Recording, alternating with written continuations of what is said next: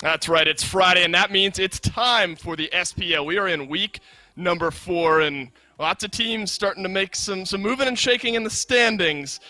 But one team in particular has made some roster swaps. Dolson and Aggro to talk you through matchup number 1. And what a first 3 weeks it's been here, Aggro. Lots of expectations coming into this split. I think Radiants have blown people away with how quickly they've come together. Sanguine rival, what a story those two teams have. But you look at our first set here, eUnited, Sanguine, kind of two teams at different ends despite being so close in the standings. Yeah, it feels like they shouldn't be 3rd and 4th, right? It feels like Sanguine has all this momentum, and they're one of the best teams in the SPL, and both of those things are true. And eUnited feels like they have been drowning as of late. They start off the year with a huge win over a rival, and their only win since then has been over the floundering Obey Alliance. But they're sitting at 4th right now, at worst 5th, right, tied with Space Station. So things aren't that bad, but they still felt the need to make the change. Yeah, all is equal here. Every team has played 4 games, so those standings pretty accurate. This is your schedule for this week. eUnited Sanguine are what's going to kick us off here on Friday, followed up by SSG Obey to round out the day. Radiance Rival, keep your eyes on that one to kick off the day tomorrow, 3 p.m. Eastern Time. And then Sunday, eUnited SSG will go toe-to-toe with Knights and Sanguine to round out the week. Lots of close matchups this week, Aggro, but let's kind of focus in on eUnited. When we talked about changes, expectations, where eUnited might feel they are, we have to address it. Yannick is out, Genetics is in, playing from Europe. What do you think about that? It's crazy to think about this situation. You pick up an EU player, but it does make some sense. Genetics is by far the best support free agent available. He has proven that he is an SPL caliber support. That's not in doubt. The problem is that he's at home in Europe, and obviously with the situation going on in the world right now, who knows when he's going to make it over to North America. But having talked to him and talked to the team, it's about 100 ping that he's playing on normally, so that's manageable. Obviously not ideal, but manageable for him. And it's a matter of how well he can start to synergize with this team. I think that Yannick, while not playing like the best support in the world, was certainly not the beginning and ending of eUnited's problems. So Genetics has to come in and be a part of a culture shift for this whole roster, in my mind. He has to be the catalyst for them. Yeah, lots of questions, lots of interesting things to look at surrounding this change. And we were able to talk to Hurriwind, ask him a few of those questions, and see how eUnited's feeling after a big swap. Hey there, SMITE fans. Aggro here. And I'm joined by the captain of the eUnited SPL team, Hurriwind. Hurry, some news coming out of the eUnited camp. You guys have decided to make a roster switch, dropping Yannick from the roster. Before we get into who is replacing him and all that kind of stuff, I want to ask just what led you to make this decision right now? Yeah, so it's never an easy decision to make. It's actually probably the hardest decision anyone can make when it comes to teams in a competitive environment. But we were just kind of struggling. We were performing better at the beginning when the invades were kind of still a thing. But we just didn't really see progress at the rate other teams were seeing progress.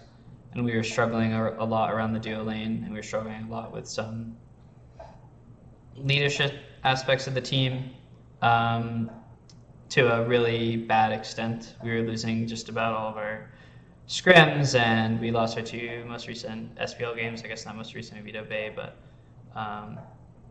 we were just not seeing progress, and we were kind of lost. And so we were kind of in a spot where we felt like we had to make some kind of change to see progress. So that's how we got there. Just seemed like the best one. Yeah, do you think that making a change this early in the season, I mean, I think a lot of people might say, well, there's still so much room for growth. You know, you don't know how good this roster could have really been.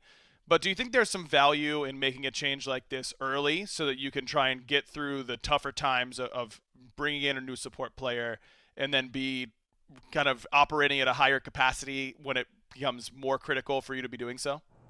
Yeah, I think there's an argument to be had for both sides of that argument. Ultimately, we live here day to day and we practice day to day, and you know, you lose almost actually every scrim for like 2 weeks and you're double blocking. It's hard to just say like this doesn't matter, like we can improve, when you're not seeing any improvement like day to day, like scrim to scrim. and so the reality is that we actually have to like live with losing and like, you know, our morale that comes with that as well when you're just not doing well. And when you don't have like a good period really to fall back onto, it's hard to feel like you have one to get to as well, if that makes sense. Sure. So from our perspective, it just makes more sense to get it changed ASAP and try to get something rolling in our position. Well, you guys have made the decision to pick up probably the most talented support free agent that isn't in the SPL level, but a guy who's over in Europe. You're picking up Genetics, and obviously with this whole situation, him coming over and playing with you in the team house is not a viable option. So he's going to be playing online from home in Europe on NA servers. Talk to me about the conversation about who you wanted to pick up. Was Genetics the obvious choice for you? And then if you're concerned at all about his current situation. Yeah, so the whole EU thing is definitely something to note. It's not something you can just brush off that he's going to have to play on higher ping. And with everything going on in the world, who's to say when he's actually going to be able to get here, if he does. But we're being hopeful. He is certainly, I think, the most obvious option for us. I think for some of our problems as well. Like, he's a talkative, proactive player. And I think it'll kind of make up for some of the weaknesses we've had lately. And he's obviously just, you know, I mean, I wouldn't say he's a proven player, but I would say that most people won't be surprised to see him in the SPL. And from just, you know, talking to him a bit and playing with him a little bit, I think that's pretty accurate as well. The EU stuff, it's hard to say right now, obviously, but we're pretty confident about it, seeing it a little bit. Didn't seem like it was as big a deal as you might think. But we're just going to be hopeful on the whole thing. Like, ultimately, he's playing support as well. You know, he still has to play at a high level just like every other role, but maybe a little bit less so than some of the other roles. So we're kind of hoping that it won't matter too much. Do you think that the synergy is going to be able to be developed pretty quickly? Because, I mean, obviously you guys are primarily NA players. No one's played with Genetics before. I'm sure Variety is pretty familiar with him being from Europe already, but are you concerned at all that, you know, going from someone who Snoopy has laned with really, really consistently throughout his career to someone he's never really played with, is that a concern for you guys in that duo lane? No, it's not. And the reason why is that it was not working with Ionic. And now it's a complicated issue. You know, I'm not going to sit here and say every problem our team had was on Ionic, but it just wasn't working before at all, you know. So the only direction we can go is up. And that's kind of like how we got to the decision in the first place as well. It's like, you know, it's not going to get worse. So if anything, it should get better. And from what I've seen so far, which isn't very much, mind you, it has looked significantly better already. You know, there's a honeymoon phase and things like that we're aware of, but I don't think it'll be an issue, honestly. Well, I'm looking forward to seeing how it works out. Genetics getting his first shot at the SPL, but in a bit of a strange circumstance, all things considered. Hurriwind, thanks very much for the time, sitting down and talking with me about the roster change, and good luck to you and everyone on eUnited. Yeah, thanks, Edgar. And we appreciate Hurriwind sitting down with us and talking through this big change. And really what it's going to come down to is how it looks in the battleground. And they've got an opponent today in Sanguine aggro that is not necessarily who you want to be going up against first off, apparently, after a big change like this. What were your tones kind of with Hurriwind, maybe before interview, after interview, or even during? Do you get the feeling that these guys really think this is the right move and vibes are good kind of surrounding this change? Yeah, absolutely. I think that Hurriwind put it pretty well when I asked him about if this is the right time to make this change, if it makes sense when you're sitting in fourth in the standings, you're only 2-2, it's not that big of a deal, but you don't want to let that fester for so long, That's right? true. It's much better to try and be proactive about making a change in this sort of situation and set yourself up for some success, because there will be roadblocks ahead. There will be games that don't go so well because of the fact that Genetics isn't here and living with you and talking about your issues day to day with you in person. That's going to take a little bit longer to kind of resolve. And so I think making this change sooner rather than later does make some sense. Well, I bring him up. It's Sanguine, their opponent here today. Sanguine currently sitting at 3-1. Their only loss to rival, a seemingly resurgent rival, who did lose to eUnited, Sanguine's opponents today. But Sanguine have looked next to unstoppable outside of that 1-0-2 loss to rival. They do go 2-1 with the Renegades last week, end up winning that set. But you look at what's working for these guys. They have Sheento, top kills in the league. Of the top 5 kills in this league, the players with the top 5 kills, 3 of them are on Sanguine. That's Sheento, Netrioid at 4, Panitom at 5. And a lot of that surrounding their team fight ability and the chemistry these guys have. But it also signals to me that their games are going far later than most other teams. Sure. They're able to accumulate this many kills because they're having trouble ending games at times. And that's something that you're going to have to watch with this team. It's something that I thought naturally was a strength for them at the beginning of the year. You look at what they did in the preseason Pittsburgh Knights tournament. I thought they ended games incredibly effectively there, but they have had troubles with that recently. So now I'm looking at their drafts every time and thinking, well, how is their Phoenix Siege? How is their Phoenix Defense? Because if we're going to 35, 45 minutes every time with this team, that's something that you have to keep in mind. They have to show the ability to be able to win games quickly. They have to show the ability to win the early game and snowball a game out of control, because that's the one thing I don't think we've seen from them quite yet. We've seen great early games from them, but have they ended a game at 23, 24 minutes quite yet? I mean, that's what we have to still see, I think, from this roster against top-tier competition. A great point, and I love that you bring that up. In a lot of the early game, and not all of it, but a lot of it has been in this long lane, the dual lane between Ronngyu and Netrioid. And you sort of brought up drafts during your talks right there, and I am curious how teams are starting to figure out Sanguine, because Jingwei has been a staple of Netrioid through and through their last few weeks.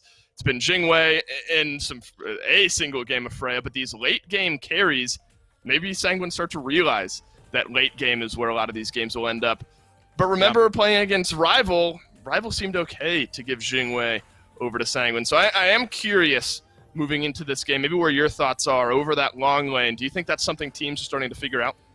Yeah, I think that it is, and that's the struggle anytime you're a new team coming into the league, is that you're going to have all these strategies, and they're going to work pretty well right away, but it's your ability to adjust to the enemy team's adjustments, because these SPL teams are so used to knowing people's god pools inside and out and play styles inside and out, and so you can oftentimes catch them off guard and bring your style and be very effective with that.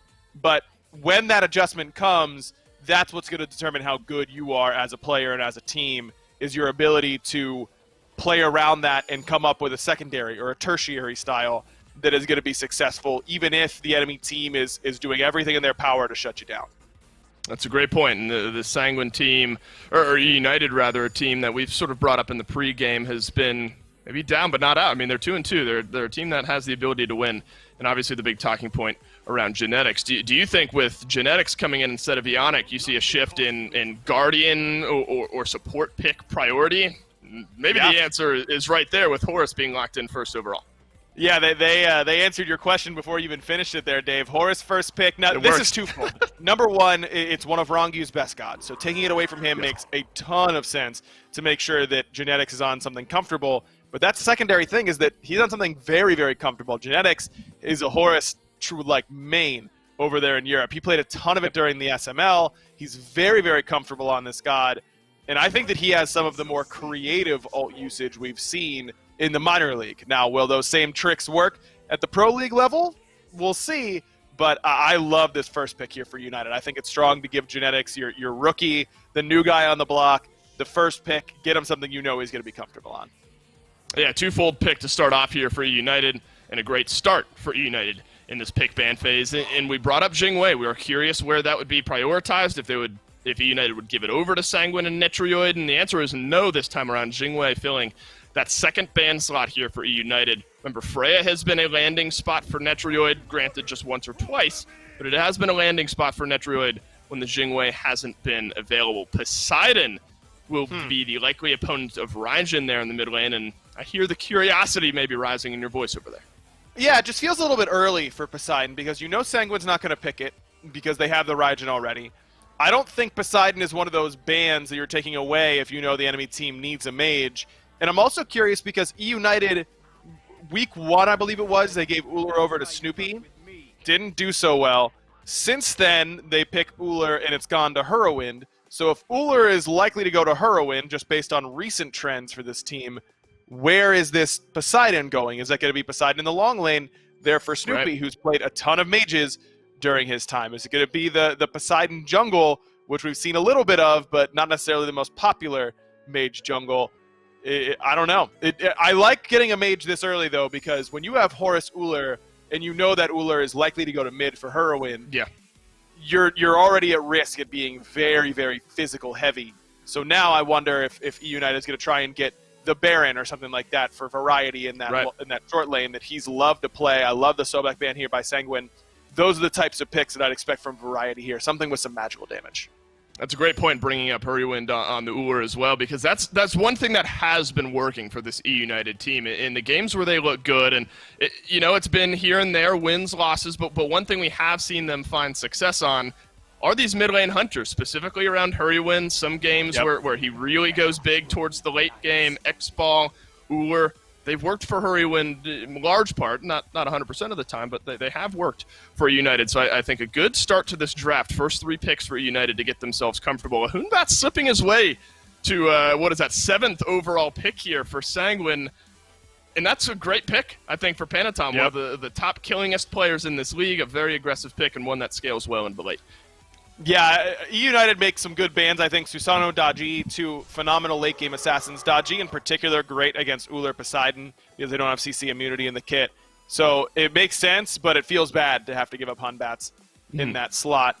With Osiris there, that's going to be for variety. I was going to say, it's probably got to be a magical ADC unless you want to go 4 physical into this composition. And Soul is not what I was thinking. I was thinking Ullr, but you don't really want to put Ullr against Hou Yi in lane. So then you're thinking, okay, maybe it is Ullr for Snoopy, and then you put Ullr on mid, but it will be Soul. And both Snoopy and Hurriwind have played a lot of Soul in their career, but I anticipate this going to the long lane just because I think you're looking at eUnited picking Ullr right now. It's going to Hurriwind in the mid. That's going to be the first Soul locked in the SPL here in Game 1 of Week 4. What do you make of eUnited's draft? What's the game plan? What gets them a win here in Game number 1? Going off of Genetics, great CC, single target. You've got good single target DPS there with Axe and all the Ullr abilities right after the fact. Shogun's Kisari is going to be big here for Genetics, just accentuating that auto attack. Yep. Well, it's eUnited. A new look at eUnited up against Sanguine, who stand at 3-1, tied for second in the league. Game number 1, let's kick it off. Thanks, Dave and Aggro. It's Finch and Mifflin here as we move into eUnited versus Sanguine Game 1, and it's the debut for Genetics here as part of this eUnited roster.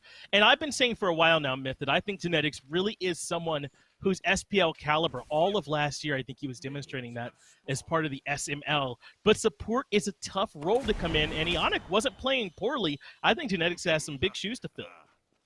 Support is truly the communication center of any team. He's going to be telling you when you need to engage, when you're looking to pick fights around these gold furies, around these objectives. He really dedicates the entirety of the comms to pacing. I think having someone come in the middle of the season is going to be very interesting, but Genetics, as you said, has been a standout player for so long, and it's not easy to stand out in that support role at these lower level teams, especially in the SML. So I'm excited to see him today. I'm excited to see him play too. He'll be paired with this magical ADC over here for Snoopy on the Soul. And that was something that I feel like we were talking about a little bit coming into the season, was that we might see more of these mage ADCs and that the rings are pretty strong. And now with some of the lifesteal changes, that might even make them a bit more valuable. And I think that is something we're starting to see, especially because Hurriwind showed us, I think it was last week or the week before, that his Ullr mid is really strong. So you put a little mage ADC over here to balance things out, and I think that sets Snoopy up well. I like Soul, especially into this draft. You're going to be able to use that Dissipate to get out of the Xing Shen ultimate. It's going to be very easy to avoid Netrioid's ultimate. There's a lot of ways that Soul can just play safely. And having this incredibly safe target that has high damage potential is a threat. You can't leave Soul alone, but she has some of the best survivability of any of these magical auto-attacking mages, that it's going to be on Sanguine to dive her. And if she dedicates the entirety of her time to just running away, it's going to be a long chase. It's going to be hard to ever lock down a Soul quite the way that you'd want. And really, whose job is it, do you think, to try and keep tabs on this Soul. I mean, maybe Panitom, but I feel like he's got some decent presence in the team fights with that Fear No Evil, and maybe it wasn't just looking for Snoopy here this game, and maybe Jarcorr can be the one that does it here on this Jormungandr. Who's kind of going to be taking that role, trying to keep Snoopy in line? If Panitom can find an ultimate in the late and just CC Soul, you need to blow her up immediately. She's got self-sustain in her kit. The heal in her first ability is so potent. She's going to be able to run away the second she's out of CC. There are ways to shut her down. I think keeping your eyes on Panitom in the late especially is a good call. Or even if Netrioid can find an insane bounce to just blow her up. But the main thing I'm keeping my eyes on in this late game for Sanguine is making sure that Hurriwind isn't allowed to free cast, making sure that Scream can't find these huge Krakens in the back. There's so many threats on eUnited's comp that I'm not sure how these team fights are going to exactly play out in the late. It's very pick dependent, Sanguine's comp. If Panitom can find a fantastic ultimate, yes, they are favored in the team fight, but otherwise, Netrioid's got a ton of single target damage outside of his ultimate. Jarcorr is going to have a very hard time disrupting this backline as there's so many artillery-based gods. I mean, if Soul and Hurriwind and Scream are all looking at this Jormungandr in the back, he's going to have an incredibly hard time doing anything. That is sort of the extra balancing act that taking this Poseidon jungle adds in, right? I mean, he is such a potent damage dealer with some control tools there as well. It's really got to make sure you're paying a little bit of extra sort of backline care than what you might normally when you're trying to face up against this composition. But this it's so funny that we're seeing the Poseidon jungle. First, because I know Aggro loves it, and he's obviously somewhere really happy that this is happening, and it's you know, adding glee to his day. But also that I think it really can be strong. They're going to need a lot out of those whirlpools, I'm thinking, Mifflin, to really add some control, because aside from that, this team does not have a ton, right? I mean, they're really relying on Genetic single target to make this work. So I feel like it puts some extra pressure on Scream to make sure that he's adding some value in the control department. He's also the sole target of AoE damage on the side of United's roster. I mean, no one else on that team really has anything that's going to hit multiple people. Axe into his combo for Ullr is going to be single target. Soul is generally going to be very single target focused, as is Horus's CC. So just having that AoE mage slotted into your draft is going to bring a lot to the team fight phase. And you can't sneeze at that Kraken. The second level 5 rolls around, any form of CC that comes out is going to immediately set up for Scream's ganks. If Genetics finds a knockup, that's a Kraken. If an Axe stun comes through from Hurriwind, that's a Kraken. There's a lot of early game pressure that can come out of Poseidon. You're not wrong, man. That Kraken is a strong tool, especially before everyone has Aegis available too. Like, I think we don't maybe talk about some of that pre-level 12 value that I think that Poseidon can find. A lot of times you have to take beads in that first slot. That's not the call for Jarcorr, though. He has Aegis right away as opposed to the teleport or something like that. And I wonder if that is because, kind of like you mentioned, he's worried that he might potentially be a target for this Poseidon in the jungle. I mean, he doesn't have a lot of great tools aside from his ultimate to get out. As Fear No Evil from Panitom comes out on the defense, trying to protect their blue buff from the eUnited invaders. Well, looks like Horus took this guy as well. Genetics tries to join up with the squad, but the fight's basically already over. Netrioid getting a little bit saucy in that long lane. Not too much happening just yet. Snoopy going to take the fight inside the wave. He's got the ultimate available. It could come out for that burst potential. Here's the jump. Gets out alive. It makes sense to me that Jormungandr really does need that Aegis. The only thing that can kill him is the Kraken. Anyone else that comes his way, he's going to be able to ult out alive. The only thing that's going to really be a trade-off in the early game is if he does get forced out, that's a long walk back to your lane, especially considering Osiris can just TP back in. It's essentially making it very hard for him to hit his power spike backs without trading out maybe a buff on the rotation or something like that. Yeah, I'm a bit surprised he took it this early, too. I'm not saying that I wouldn't like it later on. I just don't know if it necessarily has to be picked up sort of, you know, pre-level 12 or anything like that. But maybe without it, he was worried that Scream would just kind of sit in his lane, right? We have seen junglers, I think, these last 2 weeks or so, gank the Soul lane a bit more often. And I'm kind of glad they are. Soul lane is just getting a pass over there, chilling underneath their tower, clearing the wave, getting Totemoku and just moving on with their lives. Now you got to worry a little bit, I think, about these junglers coming over there, and maybe that's what we're seeing here from Jarcorr in terms of this relic selection, just trying to make sure he's not a sitting duck for Scream. That certainly is what it is. My eyes are completely on this mid lane matchup. Hurriwind is going to hit his power spike very soon. He's already got that Transcendence online. Boots coming online very soon as well.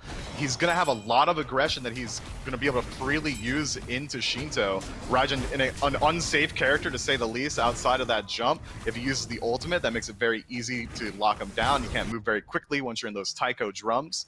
Hurriwind should be able to play incredibly aggressive, especially considering he's got a Horus and a Poseidon with him. Well, Sanguine get aggressive, but eUnited are all here for yet another blue buff invade, but there's 4 members of Sanguine here too, so if eUnited want this, they're going to have to bang their head against the wall, and it looks like they elect not to. All that wording down, the big rotation from Sanguine, that's enough to defend their blue buff that second time around. And I don't know if we've kind of really spoken about it, but I think this is good from Sanguine that it's 0-0 right now. Sanguine are the ones who kind of want to group up and have the 5-man team fight, whereas I think eUnited really want to try and pick some members off. So this slower pace, this handling of the buff invades, I think Sanguine are fine with that. And this is not something Sanguine's not used to. They love playing for the late game. They love playing passively in this early. I mean, you take a peek. This is the most aggressive pick I think Netrioid has had all season. He's used that Jingwei and that... It's a good use of the ultimate there from Ronngyu that allows him to escape without getting caught up in the CC chain necessary as the trigger finally pulled there by eUnited in the middle lane. But as you said, Netrioid on a bit more of an aggressive pick. I don't know if we'll have time to talk about it. Whirlpool over the wall and Hurriwind going aggressive. Axis dropped and Ronngyu the target, but Fear No Evil buys in time. And the hail of arrows from Hurriwind a little bit off the mark. That's good work by Sanguine. Twice, really, to avoid the aggression. Yeah, Panitom rotating around the map perfectly. He's not getting the aggressive rotation, but it's all counter. He's using the ultimate to peel out his team. Eventually, you're going to have to see a shift from Sanguine's playstyle towards some more aggression if they want to pull ahead. But for now, playing for the late game, that's exactly what they want to do. Trading out Panitom's ultimate just means that eUnited have to push the lead somewhere else, potentially look to force a fight around one of these Gold Furies. If Sanguine are going to continue playing as passive they are right now and just waiting for the fight to come to them, eUnited can do whatever they want. Taiko drums connects and Sheento finds first blood on Hurriwind in middle lane. The Ullr had already used beads and just couldn't quite avoid the width of the Taiko drums. So that's big for Sheento. I mean, I'm not breaking any new ground here when I talk about how you pick Ullr mid for pressure against your opposing mage, and instead Sheento gets first blood directly up against him. Interesting to point out that Raijin, not an early game mage. That's not one you'd expect to win in that early fight. Immediately jumps in, finds the ultimate on tower line, didn't even care that there were 2 members of the eUnited standing with Hurriwind, pulls the level lead, takes the first blood of the match. Sanguine's looking disciplined. They are. They're looking strong here, and you're seeing that it is exactly as you described, an aggressive Taiko drums in from Sheento, doing his best Captain Twig impression with that first blood. That's how Twig likes to play it. And you're seeing it. You see a lot with Twig, and you're seeing it here with Sheento, that it can be such a strong offensive tool as well. I think that's part of the balance with Raijin, is figuring out exactly where to use all those tools at his disposal, and that time it works out for Sheento.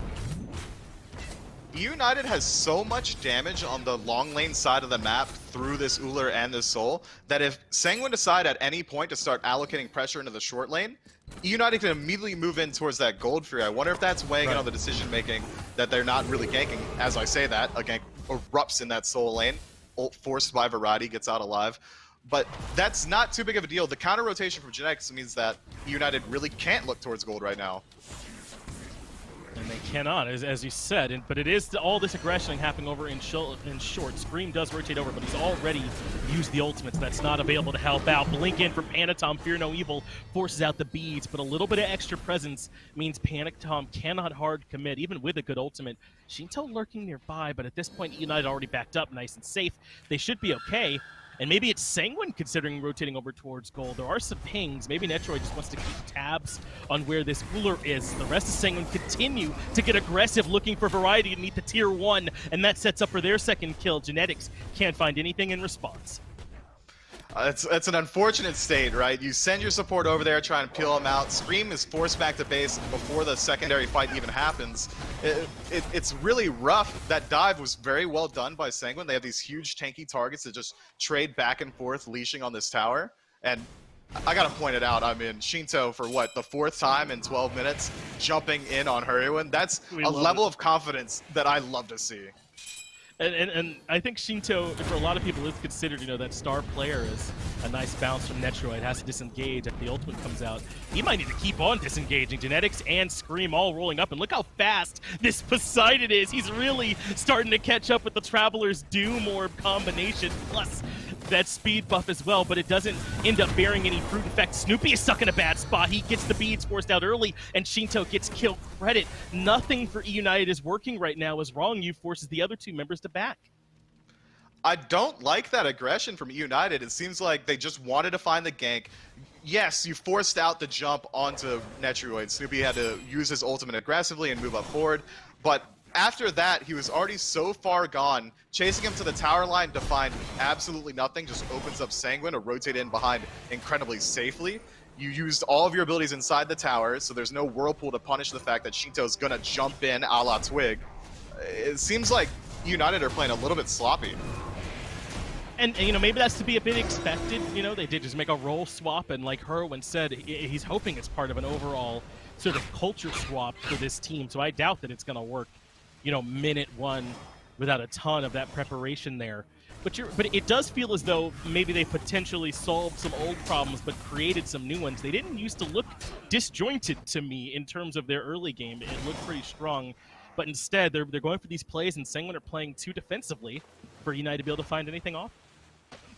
Fortunately for them, they are able to find that Pyromancer for free to keep that gold lead at just about 300 in favor of Sanguine. But again, they are the beneficiaries, Sanguine, of this later game. They're going to have Panitom in the late, this Fear No Evil, a huge AoE ultimate, incredibly good in the team fight phase. Jarcorr, although going to have a hard time diving necessarily, will still have a very easy time disrupting the backline for United. There's a lot that Sanguine are looking forward to in this late game that United are going to have to curb out, whereas United have a ton of single target damage and one AoE god in this Scream with Poseidon. There's not a lot that they have to use in these team fights. They have a very pick-focused comp. They do, and we've seen already that it's not working at the target, and there has that CC immunity to help them get out because there aren't a ton of tools. We saw Ronngyu use his ultimate to escape the aggression from Scream in middle lane, and Jarcorr has done so as well.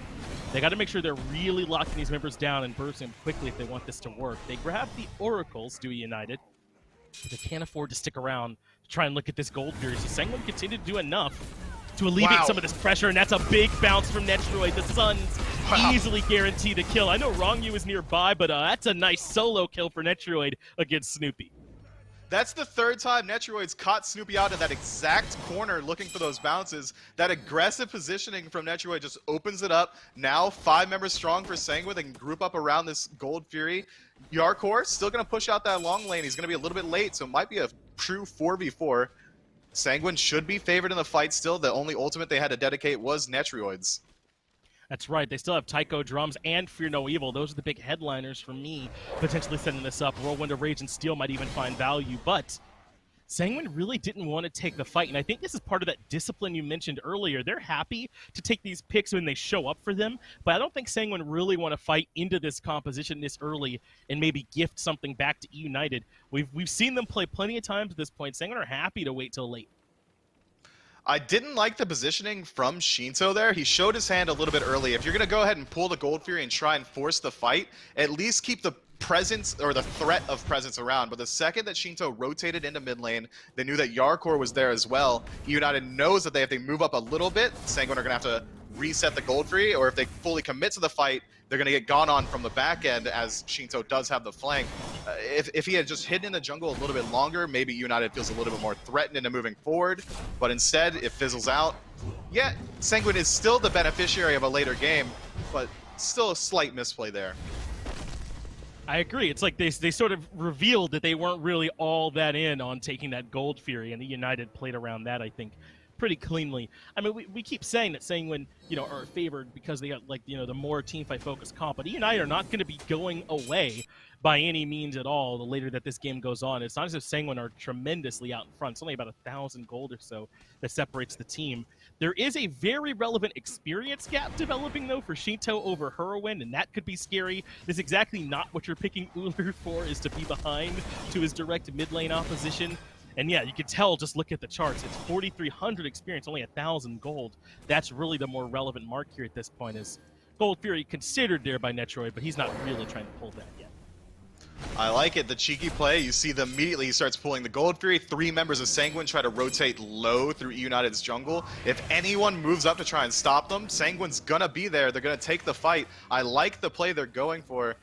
3 levels, now 2 levels in favor of the mid laner, Sheento. Raijin gonna have an insane power spike. The Ethereal Staff already online. He's gonna be even harder to kill than he once was. He's gonna get some more books online. I imagine there's gonna be a Soul Reaver. But eUnited on fire? But look at what Variety's doing. He's posturing around the Fury, so Sanguine must think there's a fight there. And now Sanguine backing up. I don't think they recognize that this could happen at all. And Myth, you talked about it earlier. This draft from eUnited does have a ton of burn potential, but just on the wrong objective. Fire Giant can also go down quite quickly in their favor with Kraken and Sakura and Sanguine. We're not ready. eUnited says, all right, you can stand around Gold Fury all you want. I'm going to go get the one that we really want, Fire Giant.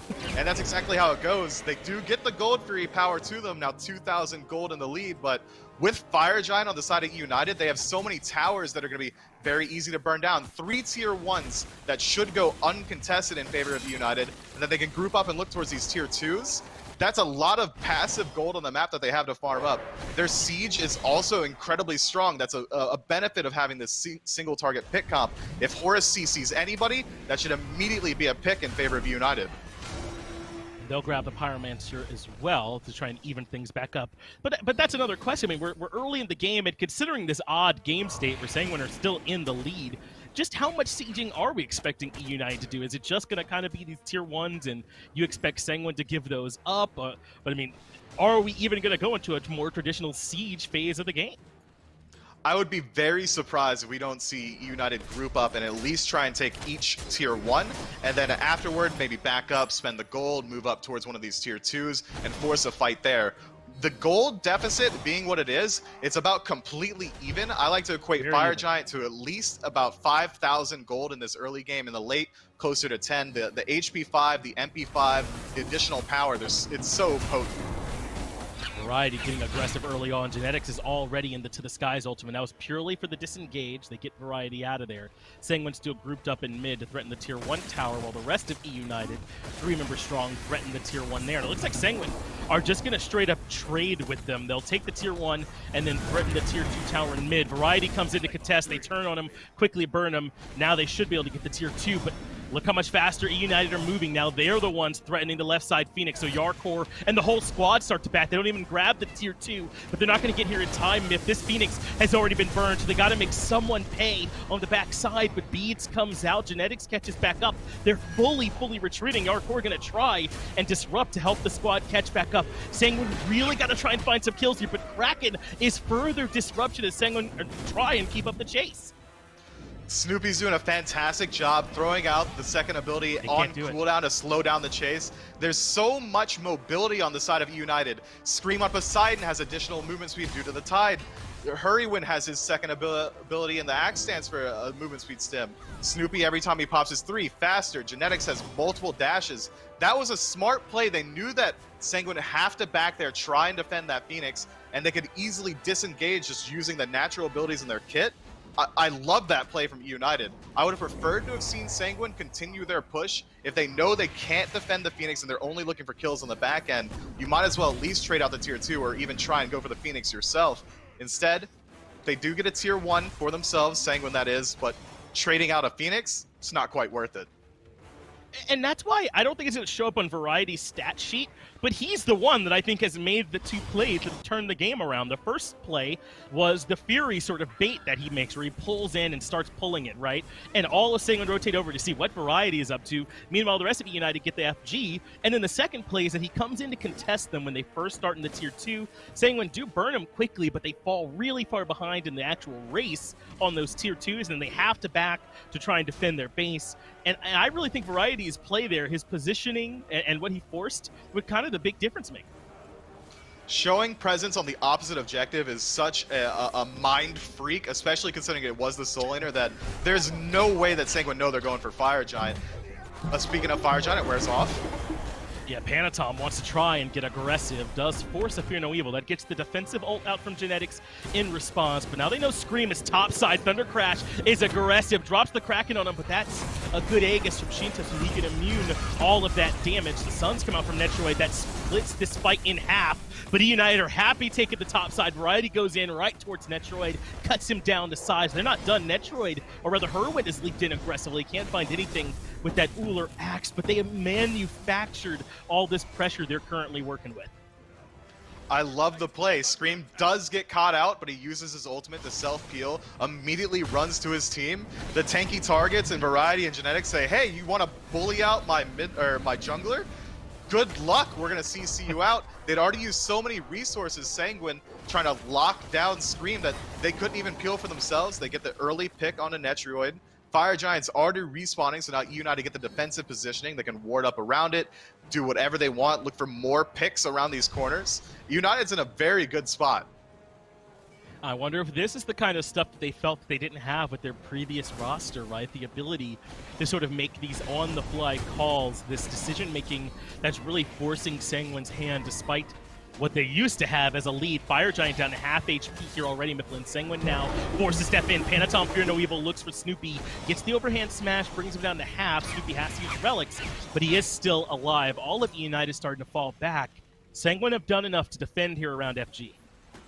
Beads and Aegis now off of Snoopy. It's going to be very difficult for him to do anything like we were seeing earlier. He's not going to have a very easy time baiting out this Fire Giant. He's going to have to play a little bit further back in the fight. However, eUnited has plenty of people that can pull Fire Giants. Scream's got plenty of auto attack damage. Hurriwind can do it himself as the hunter. They have ways to play around it.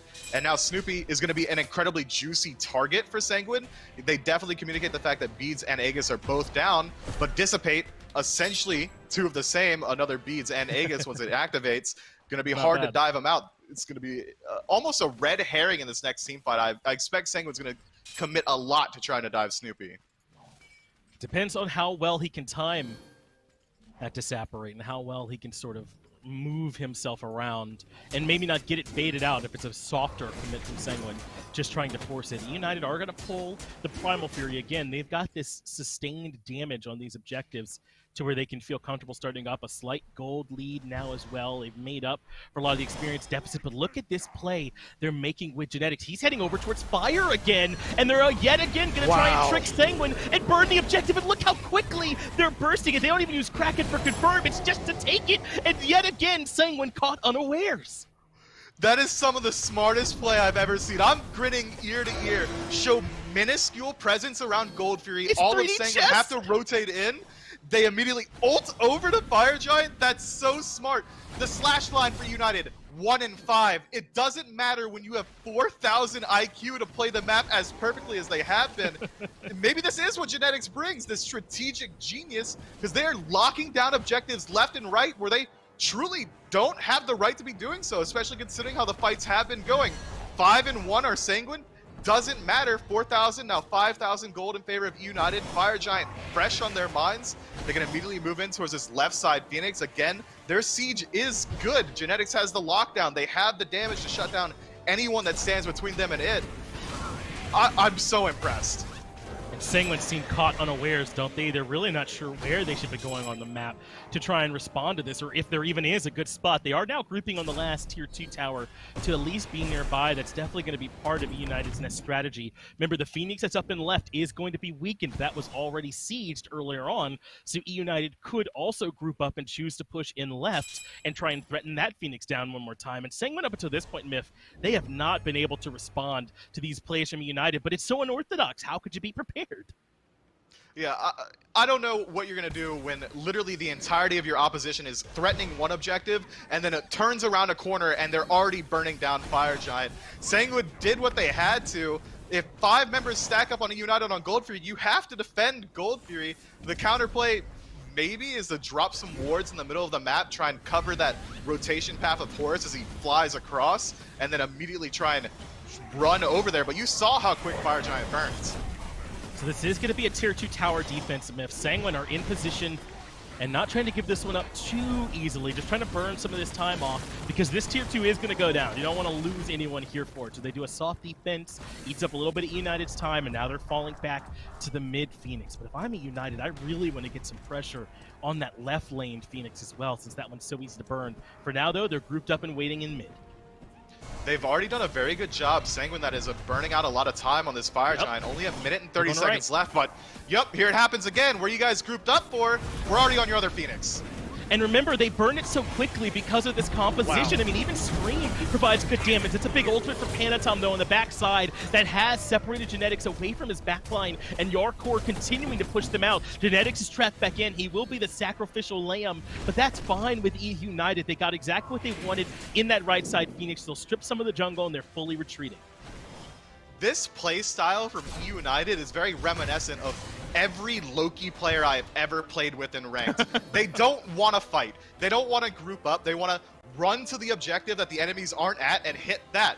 You guys are going to group around Goldfear? We'll go Fire Giant. You want to group in mid? We'll blow up your right Phoenix. eUnited seems conflict adverse at this point. They're not looking for any single fight, despite the fact that they're, what, 8,000, 7,000 gold in the lead. Fire Giant on all 5. Doesn't matter. We're just going to go play the map. Good luck, Sanguine. They're doing a good job, Sanguine. They're fighting the returns. They got the pick onto Genetics, but it's not quite enough. They haven't been able to play proactive. I think allowing eUnited to just move around the map as they have been now means that you're opening yourself up to this strategy. We're going to need to see some counter aggression from Sanguine. Maybe go in the second you see Horus start channeling his ultimate. Don't let him do whatever he's wanted. That was right there. We saw the entirety of eUnited maybe 20 feet away from the Phoenix line in mid, and Sanguine just let him do it. It's been a really strong play from eUnited. I mean, how can you be prepared for heist number 2 when they're preparing for heist number 1, like, out in the open? It's the perfect cover for the second one, right? It's really worked for eUnited here this game, and Sanguine have not been able to respond to. And I think you're kind of hitting on something, Myth, when you talk about how Sanguine haven't really done enough, right? If they had their own sort of plan in the works as well that eUnited had to worry about, maybe this strat wouldn't work. But eUnited know Sanguine are kind of happy to coast for most of the early game, and that allows them to build these aggressive DPS comps, get this frenzy. It's all around burning these objectives, baiting a little bit around an objective, waiting for Sanguine to bite too hard on that one, then they move over to the second. Builds all complete on the side of eUnited, just about every active available, barring Snoopy, who doesn't have his defensive. 1 Phoenix down, 10,000 gold in the lead. Every time Genetics moves up past this gold free point, I'm just thinking to myself, so he's going to ult into the Titan, right? It's the next logical step for how they've been playing, and it seems like that's exactly what they want. Look how eUnited is positioning right now. They're waiting for Sanguine to show a little bit too much presence on the map.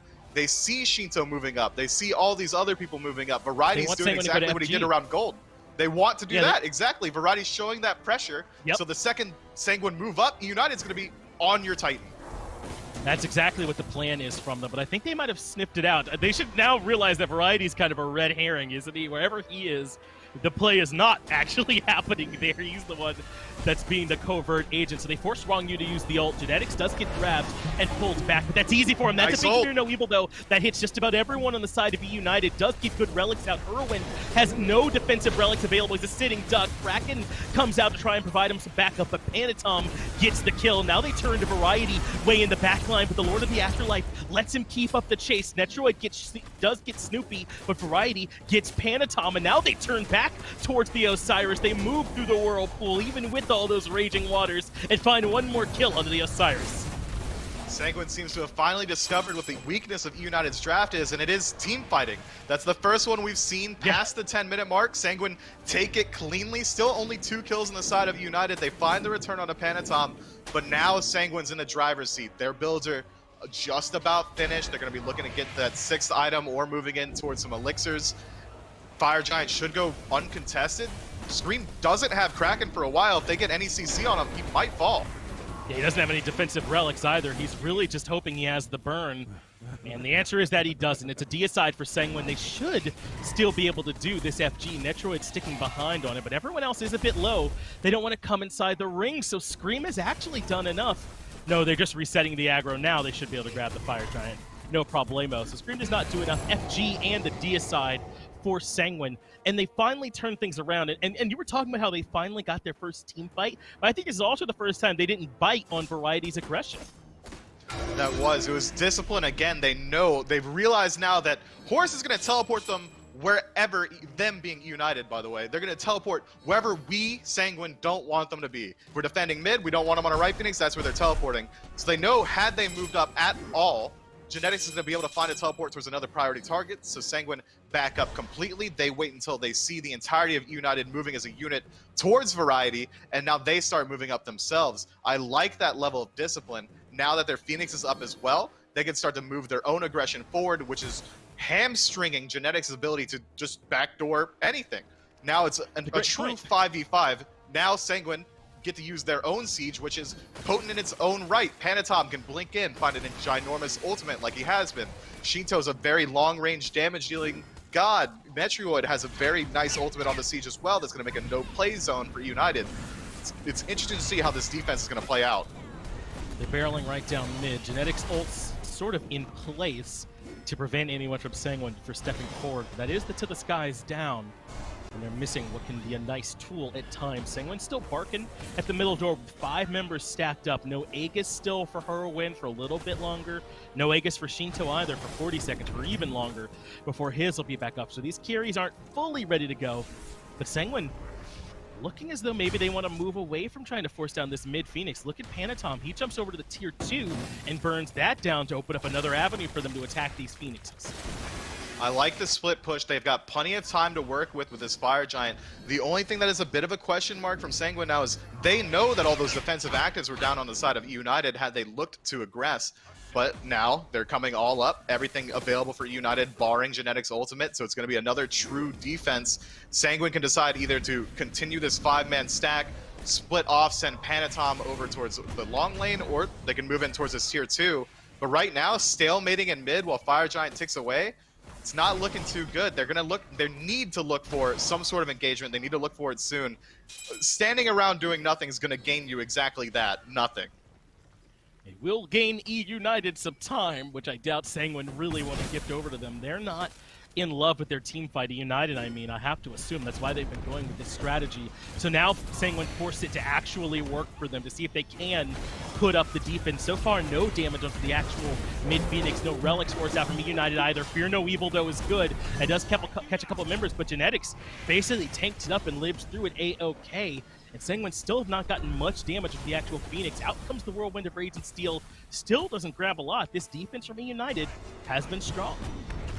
Every fantastic teamfight tool was used there by Sanguine. Panitom does find a huge ultimate, wasn't able to force out enough actives, only really burns the beads off of Snoopy. Sheento holds on to his knowing that nothing was really set up for him. Jarcorr can't really backline dive when 5 people are stacked up on a Phoenix. eUnited does a fantastic job of slowing down that push. I have to think that Sanguine just wanted to continually attack waves. It seemed like they were getting off to the right foot. Immediately, Jarcorr stealths in, forces out the ultimate off of Hurriwind, no, not Hurriwind, Genetics rather. They have to use all these defensive ultimates. If Sanguine decided to back up there, try and reset the push, and then go in and use their own, instead of standing their ground and fighting, maybe they would have had an easier time sieging, or they could have looked to split the push. Instead, 6, 7 ultimates used in the game, no one really dropped below half health. It's a bit of a moot fight. Well, this is where Sanguine had some success when they were up against Renegades, right? Taking one of these fights in the jungle and perhaps catching a eteam unaware, but eUnited weren't the team this time. Sanguine will just grab the Primal Fury here instead.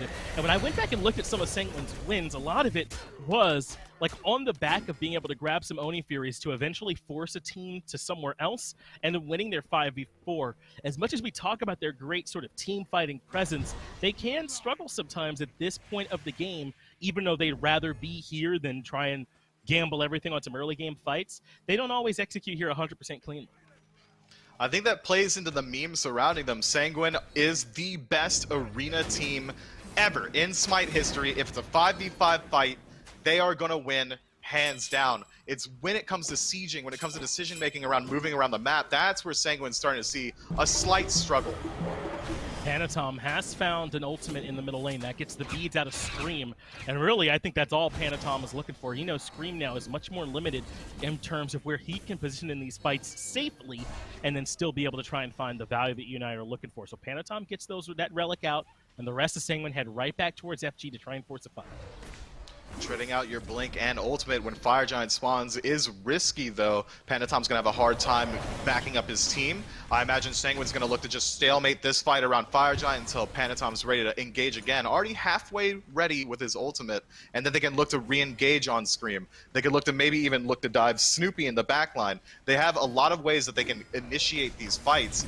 On the other hand, eUnited, if anyone steps up even a step too far on the side of Sanguine, the lockdown and single target damage is immeasurable from the side of eUnited. They could immediately blow up anyone. It doesn't matter if it's Jarcorr, it doesn't matter if it's Netrioid, they'll fall incredibly quickly. That is the question, though, right? Is how does eUnited make that early game, or not early game, but the strategy they were using earlier in the game, work out here now that they're a little bit more on defense? It worked well then when Sanguine was on defense, because Sanguine didn't really know where they needed to defend like 2 or 3 times in a row, and eUnited got away with it scot-free. So I feel like that's why they're trying to spread this map out a little bit again. They're keeping variety around to try and feign some presence, and then see if Scream can get aggressive, but they found the man with no beads. Good Aegis buys him some time, so the second relic now on cooldown, but Panitom couldn't quite get the pick he was looking for when they were spread out, so Ronngyu goes into his ult. Genetics counters with an ult of his own. They don't find much there, and eUnited back on the retreat. There's going to be a full minute until Scream has any of his defensive relics back up. Sanguine could, again, just continually look to chip away at that one cornerstone. If they keep targeting out Scream in these fights, eventually it's going to work in their favor. Turn it into a 5v4. Sanguine should look a lot more confident on the siege. They have the defensive positioning around Fire Giant. They know no defensive relics are available from Scream. They can look to pull it and force them to move in here. But Panitom doesn't have his ultimate for at least another 30 seconds, or 20 seconds rather. Maybe they just wait it out instead. Looks like they're going to go ahead and pull it. They've got the Fire Giant pulled. They want eUnited to come in while Scream is vulnerable. Genetics will be that frontline member. Fire Giant is still held for now, but it's finally been reset, so it should start healing back up. Sanguine had an opportunity, didn't quite like what they saw, so they dropped it yet again. But I like what we saw there from eUnited with that last play. They were trying to spread the map back out again and potentially work around this To the Skies Horus ultimate. They just couldn't quite find it. Genetics has to disengage. He was in that choke point, was in a little bit of trouble, but he's up. If Sanguine's looking to start the fight around Scream, they've already missed the opportunity. Beads are back up. Panitom finds a big ultimate frenzy, comes out from Genetics in response. He's looking to try and chase down Panitom, switches to Netrioid, who's all alone, but he didn't bring any friends. Meanwhile, Snoopy has found a way to get back there towards Sheento in the backline and get a pretty critical kill. So now it's Variety's time to keep on diving. Has the Thorns popped, Lord of the Afterlife as well, and he's daring Netrioid to turn around and output some damage. Now the crits are starting to hit, but not for a whole lot. Snoopy now in range to start providing the damage. They force Netrioid to use the Aegis, finally has to use the dive bomb to get out, but now Hurriwind here. Hail of Arrows lands. That's big damage, but Netrioid found the damage on the Hurriwind in response. So it's a 2-for-1. This is still favoring eUnited. That was a fantastic use of Shell from Ronngyu there. Keeps Netrioid alive just long enough to find that return kill onto Hurriwind after he uses his jump aggressively. I like that play. Unfortunately, eUnited does pull out ahead just a little bit. The 2-for-1 trade in favor of them. They could look to burn this Fire Giant. A little interesting to see that they're going to go ahead and instead back to base. The only one really in range to defend was Jarcorr, who doesn't really have any kill or steal potential on his own, especially considering the fact that eUnited have Scream and Snoopy still alive, who are going to be able to instantly blow up an objective. Slow play, but now Sanguine, again, back in the lead, about 2,000 gold. That's true. It's hard to remember Sanguine's great start to the game and all those kills they were able to find because of eUnited and their theatrics that they pulled off to spread the map out further. You can see it in the charts. It's up and down like a big roller coaster drop, and that's exactly how the game has been. It's been back and forth. Scream wasn't left for a bit, looking like he wanted to push that lane out, but he's regrouped back up with the squad. Still doesn't have beads for another minute either, but will have that Aegis back up, so he's trying to buy some time until he has an extra bit of safety. All eyes are on the team fight. It's whether or not Sanguine, it seems like the whole strategy is to pick a single target, burn out their defensive relics, and continually engage on them. Last time, Panitom was about 3 seconds too late. Beads came up for Scream. He was able to use it and escape the Fear No Evil. Now it's going to be even harder to deal with it, as those relics are going to be coming up very soon, and Snoopy already has Magi's.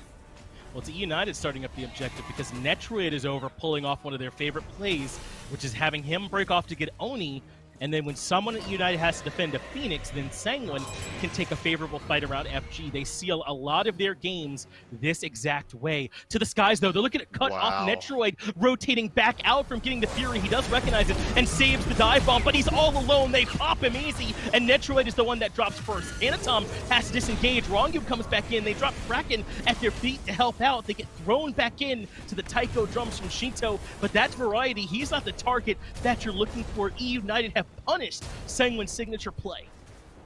Everything that goes eUnited's way in this game has been off of the back of Genetics finding a fantastic ultimate to put them exactly where they need to be. eUnited knows that Goldfree just fall. They know where Netrioid's going to want to go. He's going to want to rotate safely back towards his team, which is through mid. Let's just go ahead and cut him off. Easy pick, instantly blow him up. Now they're 5 strong versus 4. They could look to force the fight around Fire Giant. They could look to try and siege down a Phoenix. They could continue just leveraging all these number advantages. He took a lot of damage, so he is down to about half just for getting poked out up front, but that's still okay. The rest of eUnited control the vision now around the Fire Giant and can start this one up, but Sanguine, with the 4 members that are still left, are nearby, but look at these Oni waves. That's why getting the Oni Fury is so strong. It'll be threatening that left side Phoenix soon, so United have to step on the gas. They have to start up this FG and try and get something out of this trade, or else they could potentially be losing objectives on the map elsewhere for free. So they have the Fire Giant down low, Sanguine nearby, to the skies, and the Kraken are enough to confirm. Variety alone and left gets Fear No Evil by Panitom, so they get the punishing kill. But look at the left Phoenix. It's getting lower and lower, and there are more minions there to threaten. They can't find the backs either. This is exactly the kind of fight that Sanguine wanted to try and force that Phoenix down. Snoopy gets there just in time to keep the Phoenix alive. That's rather lucky, but the fight does go Sanguine's way. Fire Giant, on the other hand, does go the way of eUnited, so that's going to stifle a lot of the aggression that Sanguine had. We even saw when they were 5 stacked with Fire Giant, they were very hesitant, looking for a 5v500 Phoenix. But now that this Phoenix is around, what, 200 health? Maybe Sanguine looked to group up despite the fact that they don't have Fire Giant. They still have a fantastic siege comp. Panitom's ultimate is going to be able to disrupt still. They still have fantastic ways to move their way in. But eUnited with Fire Giant means that they can start to look for that signature aggression that we saw earlier, trying to maybe break the ankles, as we saw of Sanguine, as they juke around these Phoenixes, pressure onto one, pressure onto the next. It'll be interesting to see how this goes forward. But dealing with these waves right now, pushing up all the lanes, that's going to be the priority for both teams. And Sanguine are indeed positioning on offense, despite the fact that eUnited are the team with the Fire Giant. So they'll push up that left side wave so they can threaten this left side Phoenix. I think we really are starting to see right now how important Oni Fury is in these late game fights. They lose Netrioid there and they lose the Fire Giant, but because of the pressure they got off of it, now they're the ones who are on offense with a chance to threaten this left side Phoenix. They're still not fully grouping up for the siege. It stalled earlier when they had FG, and now they're going to fight into an FG team. Maybe they don't love their odds. Sheento doesn't have any of his relics available. Rongyu's just now getting his blink online. It's going to be 15 seconds until Shell's ready. Maybe they wait at least for one of the defensive relics from Sheento to come back up, but that Phoenix is going to be healing very quickly. If they want to leverage the fact that it was going to be incredibly easy to break down, they're going to need to do it sooner rather than later. Looks like Sanguine are done with their aggression. Jarcorr has been caught out a little bit by Genetics. Snoopy followed up with the ultimate, but he wasn't in range. Jarcorr didn't really end up taking any damage, so United are heading right back towards their base. Sanguine's still lurking in the jungle, but not quite finding there what they wanted. So we've got two teams, it feels like, with almost too difficult of a win condition to feel comfortable trying to go grab. Sanguine without FG don't feel good on the siege, and eUnited want to play defense while the Phoenix heals up. eUnited has the additional option of pushing out the long lane. They don't have to worry about a backdoor truly from Sanguine as long as they get some ward coverage through their own jungle. If Sanguine decided to look for the backdoor, eUnited are going to have that defensive positioning that's going to be even better, or they can go for the base race, and eUnited's favored there as well with all the single target damage that they have. There's a lot of ways that either team could win this game. If Sanguine catches anyone out in the jungle, Panitom's going to be able to blow them up with his ultimate as well as his team. If Genetics finds anyone split off, he's going to be able to use his ultimate to immediately get the entirety of his squad towards them. I like this play. That's curious positioning. If they don't show themselves on the map, there's no way Sanguine knows they're here. I don't think that they'll recognize it. Sanguine don't really have any wards down, and I don't think that they showed up on any minions either. But Sanguine, someone is going to walk into this trap. By now, you might be able to expect that eUnited stepped forward. and that this timing wouldn't be so odd even without the To the Skies, but now they certainly do realize that eUnited are here. They won't be able to catch Sanguine quite off guard, but they have gained control of this positioning around the Fire Giant on the back of that ult at least, so they can start to ward up a little bit and be ready. Not to sound like Hindu Man, but this is some of the cheekiest Smite play I've ever seen. Full stop. In casuals, ranked, competitive, eUnited are playing completely around a strategy that they set forth in the draft phase. And they're executing on it incredibly well. And they haven't deviated from the plan whatsoever. They're not looking to aggress in any of these 5v5 fights. They're only looking for picks. They're only to look for these sneaky plays around the backline. And it's working out for them, but not so much so that they've been able to get anything truly decisive. This could be potentially risky. Variety is in some trouble. Good Lord of the Afterlife, but now Snoopy's become the target, so Genetics comes back in with another good To the Skies. That could have been disaster otherwise, but well-timed from him, and that's not as easy to do as it might look. And it gets Snoopy and Variety out of there. They grab the Primal, so they'll be doing a little bit of extra damage when they come over towards this FG. But now 47 minutes into this game, Mifflin, it's going to take something serious to kind of break the state, this sort of stalemate that we found ourselves in here. I mean, you talked about maybe if Sanguine or eUnited can try and find these picks, but they both also have a lot of really good tools to get away from all those picks. Yeah, disengagement tools galore on both sides, but now Snoopy, no defensive relics available. Magi is also down for 30 seconds. That's the best target Sanguine has had, full stop, in the last 20 minutes. If they could find a dive immediately onto the Soul, that's going to be their way for Sanguine to go forward. eUnited, they could look to position safely, try and force a defense around the Fire Giant. I don't think they can afford to really position up aggressively, considering that Snoopy has nothing to self-heal with outside of his third ability right now. Sanguine should be favored around this Fire Giant fight. I imagine we see Panitom just lurking around the side of the fight, maybe in the back line, just trying his best to find his way towards Snoopy. And United are positioning somewhat aggressively here again, Meph, but as you said, I doubt they're feeling too great about it until they know that Snoopy is comfortable and has those relics back up. So I wonder if we're seeing a little bit more of what they did earlier, some misdirection. We want to show some presence in one spot, but we really want to take the fight somewhere else. That's been what's worked for them for these first 48 minutes and kept them even in a game where Sanguine had been playing a bit better in the early game. But Sanguine's still playing a bit defensive. I mean, we disguised this earlier by saying they were waiting for the late game. Now it's starting to look more and more like Sanguine need you to fully give them a perfect fight before they feel comfortable trying to take it. Both teams are playing very pensively, but that's due to the fact that whoever loses a fight cleanly, in the same note, loses the entire game. 50 minutes in, these respawn timers are incredibly long. There's no towers standing between either team and a Minotaur. It's going to be very difficult to want to commit to one of these fights, especially considering how defensively everyone on the side of eUnited is building and how defensively they're playing.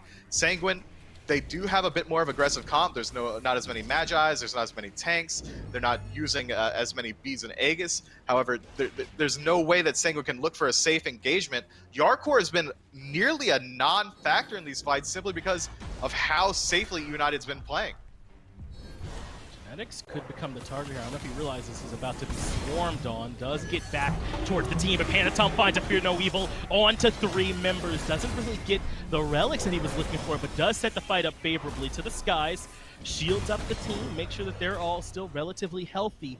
But Sanguine, after initiating the Blink ultimate from Panitom and Rongyu's ult, don't really get much they were looking for, but the BH of Scream and Hurriwind are both down. That's the 5th time in the last 20 minutes we've seen Panitom blink in, find a multi-man ultimate, and the fight just fizzles from there. eUnited doesn't want to look for the team fight on the back end. They don't even look to pick out Panitom when he dives in. Sanguine don't really commit because all the defensive relics or Magi's blessings, that's all that's getting burned by this Fear No Evil. There's no real resources being used outside of the actual engagement tool. eUnited don't want to move up because their relics are down. Sanguine don't want to move up because Panitom's ultimate's down. It's truly a dance, a game of chicken between these two squads right now. But one side does have the onus, though, and I feel like that side is Sanguine, the side with the better initiation tools to try and start these fights off. Maybe they're just too worried about being counter-initiated on, but now that they have Panitom's ultimate, Blink will be back up for him in 10 seconds, and they know that Scream and Hurriwind are still a minute away from their purification beads. They should feel pretty strongly about how favored they are in this fight. Two of the backliners are vulnerable, but it's eUnited burning the FG. It's eUnited securing the FG on the back of a crack, and they've now got to the skies for the disengage as well. They got to worry about Panitom, who's stuck to genetics, but this is what eUnited wanted, a little bit of time to blow down the doors, and then the getaway driver that is genetics to get them away. Now 5 strong on eUnited, all with an enhanced Fire Giant. I want to see how they play this siege. They haven't looked for a 5v5 siege or even a 4-1 split siege. They're always looking for these backdoor attempts. We might see more of the same from genetics. I doubt Sanguine allows him to do what he did at the 20-minute mark, which was ulting 5 feet away from the Phoenix line to go to the other one. That's basically announcing that you're going to rob them. Sanguine have seen that they can engage incredibly safely if Panitom blinks in with the ultimate. eUnited has yet to find a way to really punish them for that. So there's a lot of ways that Sanguine can engage outside of their own Phoenixes, and eUnited, despite having the Fire Giant, I'm not sure that they're really confident looking at the team fight going forward. It's true. The last time we saw them on the siege, they were much more concerned with trying to catch Sanguine a bit off guard than just barreling down one lane that they've been set up in all along. And I don't see any reason why that would have to change now. They're going to start this, though, with the Oni Fury. We've already talked a bit about how valuable that is here in the late game. That should help their particular type of composition even more, because they'll be able to threaten all the waves all at the same time here in Mifflin. But still, it's patience from both these squads. You said it earlier. As disciplined, but maybe getting a little bit closer to when these windows are opening, these teams aren't quite happy with trying to jump through them. Now, everyone in the match has ultimates. They all have their relics available. No neutral objectives are available on the map. The only thing that's really slighted in favor of eUnited is the Fire Giant buff and these Oni minion waves. If Sanguine can deal with the waves without losing a single Phoenix, they should be favored on the defense simply because eUnited's draft is so single target focused. Look at Variety, though. He's not with the team. All of Sanguine have moved up into the jungle, and Variety is over in right near the wave. No, he doesn't have a minion there with him, but he can push this up. He's just going to walk in and start hitting the right side Phoenix, so Sanguine, knowing that he's not there, trying to get aggressive and taking the fight there instead. No one is backing to try and stop what Variety is up to in this right side Phoenix. He just gets the Phoenix. So Sanguine have got to find something on the back of this fight, or there's no way it's a favorable trade. But now it's to the skies. Everyone can just disengage. Wow. Here, Scream gets the kill onto Panitom even before the disengage comes through. And look where Variety is. He's still just chilling up near the Phoenixes. With enhanced Fire Giant, if no one wants to stop him, screw it. Variety's just going to go ahead and do it himself. I'll take it. One Phoenix down, second Phoenix at 50%. Now with the numbers advantage and Fire Giant, Ronngyu hasn't been able to back. eUnited could end.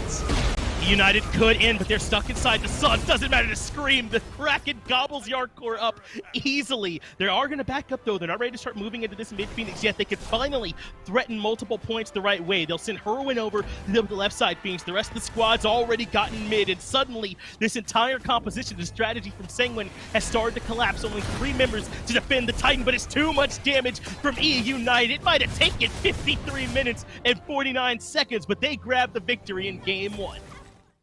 Kind of poetic that their last siege starts with another back door. I said that eUnited looked conflict adverse, and they kept that narrative the entire game. I don't think that they truly engaged a 5v5 fight themselves a single time that match. No, they didn't. And really, I think Variety and Genetics kind of have to be the heroes of that game for me, right? Variety did a great job sort of being that misdirection, the red herring, while the rest of the squad did objectives. And Genetics was the driver that moved them around the map so efficiently there, Mifflin. So that's huge plays from United. Clearly good looks here with that new roster. But you heard us talk for just south of an hour. So I'm going to get back over to the desk, let Dulce and Aggro break it down. Yeah, take yourselves a break there, fellas. And in a 53-minute game, you hope that the players are comfortable in their gaming chairs, and I hope you, the viewers, are comfortable as well. And just in case you're not, or if it's time for an upgrade, Maxonomic, our chair sponsor here for the SPL in Season 7, $50 off using code SMITEMAX at needforseatusa.com. Throw a logo on there, gamer tag, whatever you'd like. Maybe it's time to grab a chair upgrade, especially if some of these games are going to be going a little bit longer. But it is a long one here in Game 1. Aggro's still with me to talk about exactly what happened and how it happened, and maybe tunes of what we were talking about in the pregame there. Tough for Sanguine to round out some of these games. I do think it's worth mentioning, though, Aggro, despite a kill lead throughout most of the game, it took 30 or so minutes, 35 minutes for Sanguine to even up the gold lead despite being ahead in kills, eUnited held the gold control for the large part of that game. Yeah, eUnited didn't get a kill until after they'd gotten a Phoenix down, and I think that tells you a lot about how that game went. I mean, this Horus, we talked at length a week or two ago about Horus and what he can bring to a team composition and how it's valuable at a competitive level to do something that no other character can do. And that's what Horus Ult does. No other character gets eUnited around the map that well. Not even Giannis Ult could have done for eUnited what To the Skies did for them that game. And I got to give credit where it's due to this Poseidon jungle for Scream. I am a notorious hater of this pick. I know F. is in the chat. I'm going to hear about this. Scream popped off on this pick. It wasn't just the fact that he had top player damage, but how many times did eUnited just do a Fire Giant in Sanguine's face, and it's up to Scream to secure that, and that is not usually his job. And so a lot of times that ball gets dropped by the player who's not used to having to secure those objectives. Scream was on point with those secures every single time. This pick was really solid. He played it very well. But I have a concern about this draft now for eUnited, because I'll bet every gem I make the rest of the year that Sanguine's going to ban or pick Horus from them next game. That's a lot of gems, right? Then, I know, it's a lot of gems. That's my paycheck every week. So if you're not getting Horus, let's take Horus out of that equation for eUnited. eUnited never wins that game in a million years without Horus, right? I mean, their team fight wasn't very good. Even the Horus play outside of the ultimate from Genetics was not very good. He was not really setting up a whole lot and doing a whole lot of damage or locking down the front line like you'd expect. So if you're taking those To the Skies ultimates out of the equation, I don't think eUnited ever wins that game. And so now eUnited has the ball in their court, assuming Sanguine does the very, very obvious, which is take Horus out of Genetics' hands, and learning how to win without that capability. And that's what they're going to have to do here in Game 2. And, you know, even touching back on some of those Krakens, I think outside of even objective control, I think Scream did a great job with some disengages from Krakens as well. I mean, you talk about seeing some split push, a Phoenix secured, 4 members of eUnited on the disengage. A Kraken really helps them out after securing Phoenixes. So I think top to bottom, I loved what I saw to the Poseidon jungle. Maybe they opt for a different direction here in picks and bans for game number 2. I agree, though. I think Horus and where he lands here has to be that talking point. Do you think there's a world where if you're eUnited, you take him off the table with a ban?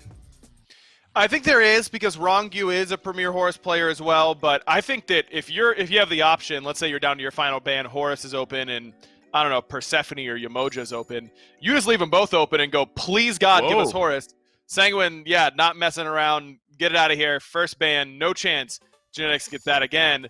So if I'm a eUnited, I'm definitely drafting a composition that team fights a little bit better, because that single target CC with great objective damage did the objective things very well, but I don't think they get to the point where they can do objectives super well, if not for the Horus enabling a lot of that. So I think they need to switch up their composition from top to bottom. Well, the only reason I'm slightly surprised is because Sanguine had the option, I guess, of taking it first overall, but rather we're just going to have a Horus-less game here for game number 2. This does start to open the door, though, for some of those largely banned out gods to rear their head here in picks and bans for game number 2, or for picks rather, here in game number 2. Camazot's taken away.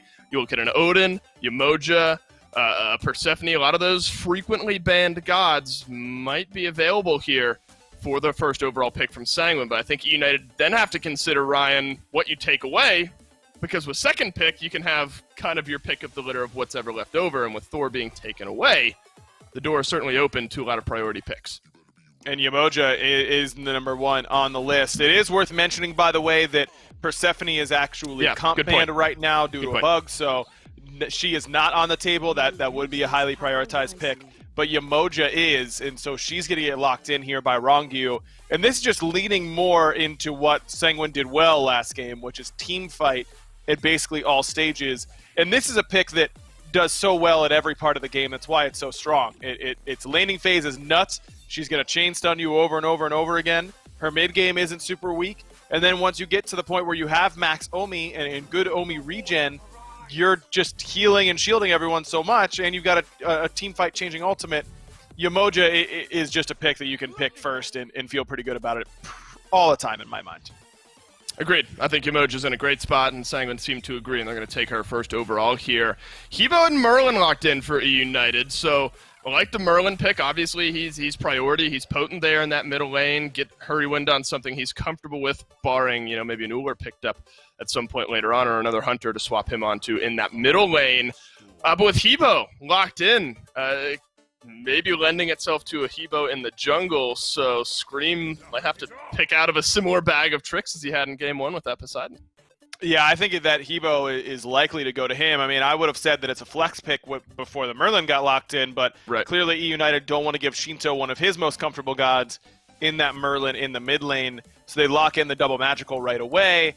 I'd expect Hou Yi is something that I'd be looking at here if I'm eUnited, trying to give Snoopy one of his priority picks in that long lane. You could go for something in that solo lane, potentially. And it could be that out of this Hercules, though we've seen almost entirely Hercules support so far since last year and a lot of this year.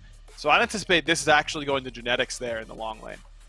Well, lend me your thoughts. We've seen some Hercules here and there. Where do you think he stands kind of as a god in the larger picture of the meta right now? I think he's found some decent success when we've seen him.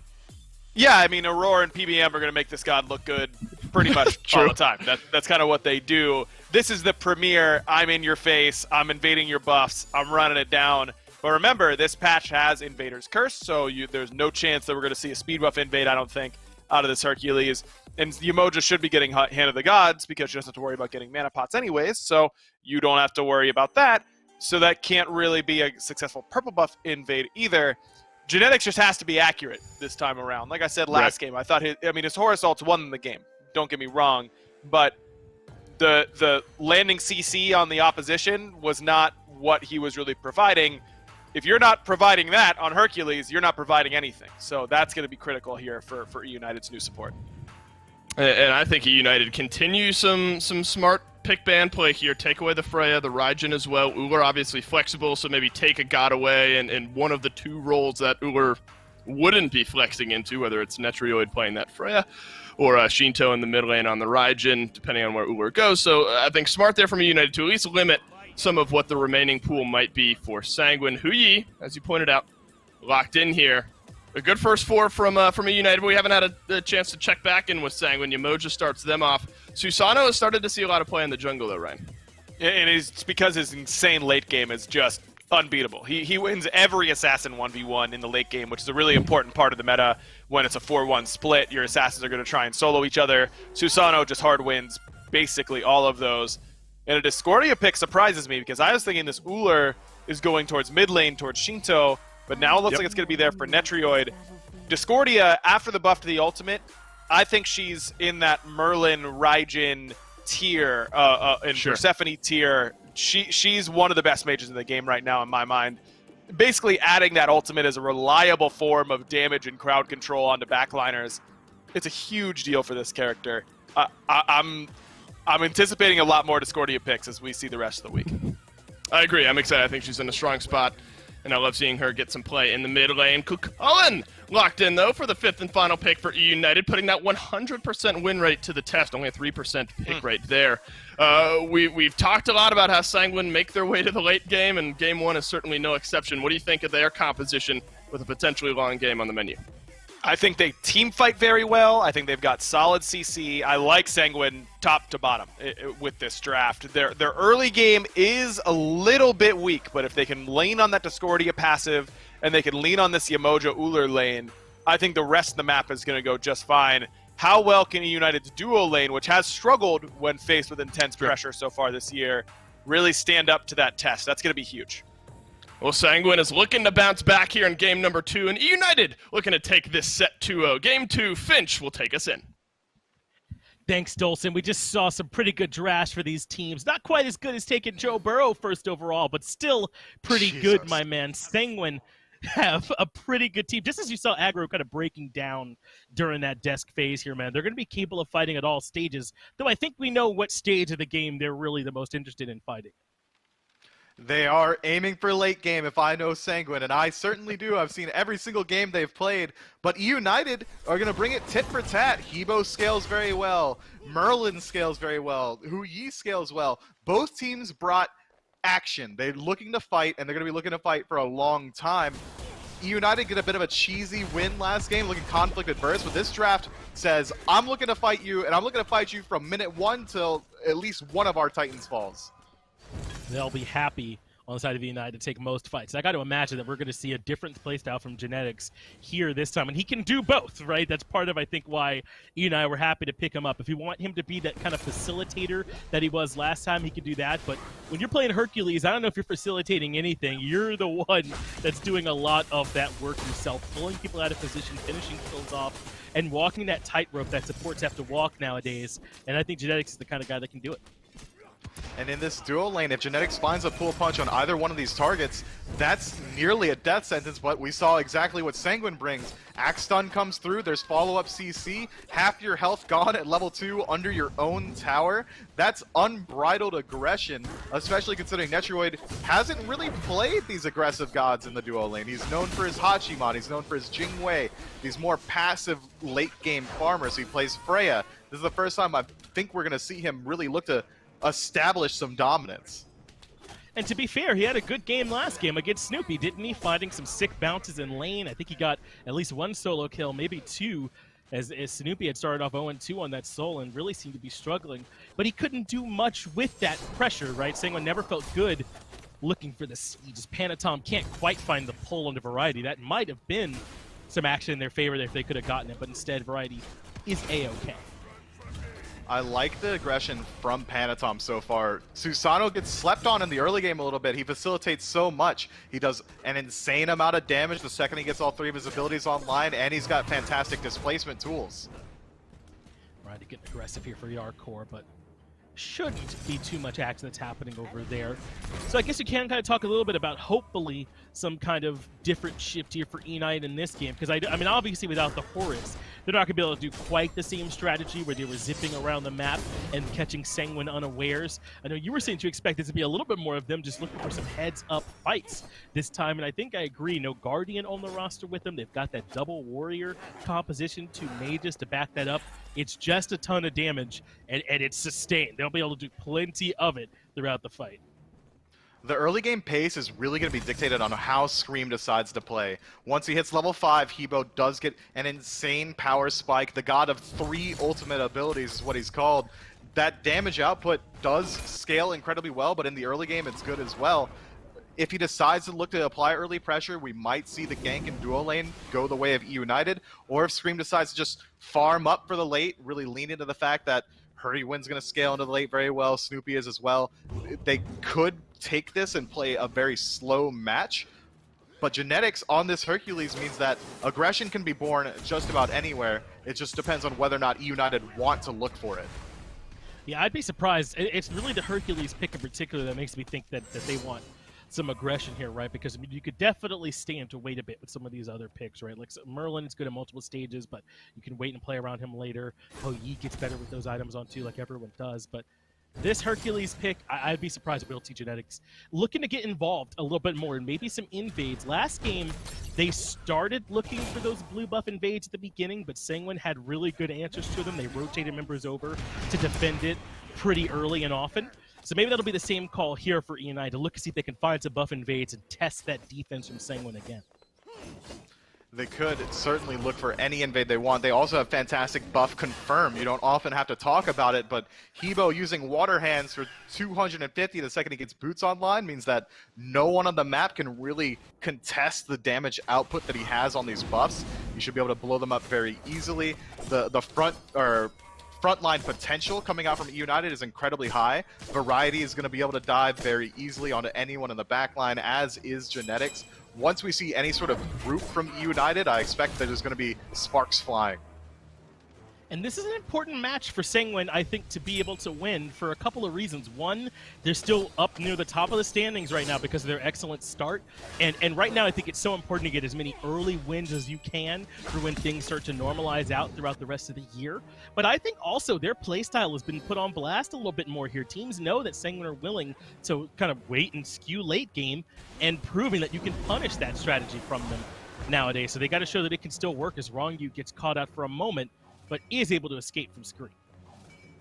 It is an exploitable strategy waiting for late game, but it's also something that's almost always going to happen. If an SPL team decides that they want to buckle down and play for the long con, it's really hard to just push a lead. Yes, you could draft an early game team. You can get all this sort of early game aggression rolling. But if Sanguine decide that they don't want to move up, where are you going to focus that aggression? You can look to pull a gold 3, and then immediately you're going to be disfavored in the fight if it's an even game state. It is an exploitable strategy, and it is very obvious that's what Sanguine's wanted to do the entirety of the year. But the simplicity of the strategy, the eloquence of it, is that no matter what, if they want late game, they're going to get there eventually. Alright, he recognized that he's under pressure, has been pulled back in. The Typhoon is there too, and Sanguine make the gank happen over there in solo, and they really needed that to work, because Panitom waited for almost a full minute over here for that gank to materialize, and did eventually get it. Panitom's been looking for all sorts of early aggression in this short lane, and he hasn't had an XP deficit because of it. You'd think with all the gank potential, all the ganks that he's been attempting, he would at least fall behind on XP, as he hasn't been clearing his camps as efficiently. But Screammmmm still leveled down, hasn't looked for any aggression himself. He's just not farming quite as quickly as Panitom is. He's not able to move around the map nearly as efficiently. Panitom certainly the beneficiary of this start, and that's why I talked about how important that this game is, man, is because these are two teams that are at a different point right now. eUnited just clearly did an entire identity overhaul for their team by getting rid of Ionic and adding in genetics in that spot, right? And they're saying that they want genetics to be that more vocal support for them. They want to start working on what their identity is going to be and start to see some wins show up. They said they went through 2 weeks where they weren't even getting scrim wins. And Sanguine have really solidified their identity. They're clearly comfortable being that team fight team. Now we're starting to see, is that identity viable for them long term? Or have eUnited now kind of created their own new one around genetics? And that's what's going to prove superior, as genetics looks for the pull but can't get it. Genetics is a fantastic talking point as he finds some aggression out of Ronngyu. Screammmmm finds second blood rather. 23 to 22 is the gold. Sanguine's still slightly ahead, but that aggression from genetics is something that is worth pointing out. He's playing on 100 ping. He's in Europe. Everyone else is playing from North America. Maybe that's why we saw a bit more of a passive play, a bit more cheeky strategic map play from Genetic last game. He wasn't quite comfortable playing on this ping. Now he's on the Hercules. We're really going to see how that affects him. He's happy to get aggressive, and you just talked about how maybe they need to disrupt Panitom's farm. Well, this could be the moment to do it. A good Typhoon for him allows him to get out, and that's a great River's Rebuke, but somehow Variety gets up and over. It does get caught out by Sheento, though, who drops down the apple. This has been great Yamoja play, really, from Ronngyu, and that might be what ends up killing Variety in the end, as Jarcorr gets the kill. Wow. Credit for it. Another perfect pull back in. That was almost picture-perfect Yamoja play from Ronngyu. Ronngyu says, you trying to walk around? Good luck. I'm going to put walls up that are just going to throw you into my team. Sanguine plays perfectly around it. Now they have the numbers advantage going into Gold Fury. This level of aggression that we're seeing from Sanguine is characteristic. They're playing very passively. Every fight they're taking on their own terms. If you want to engage on us, we'll fight you. You're not going to be favored, says Sanguine.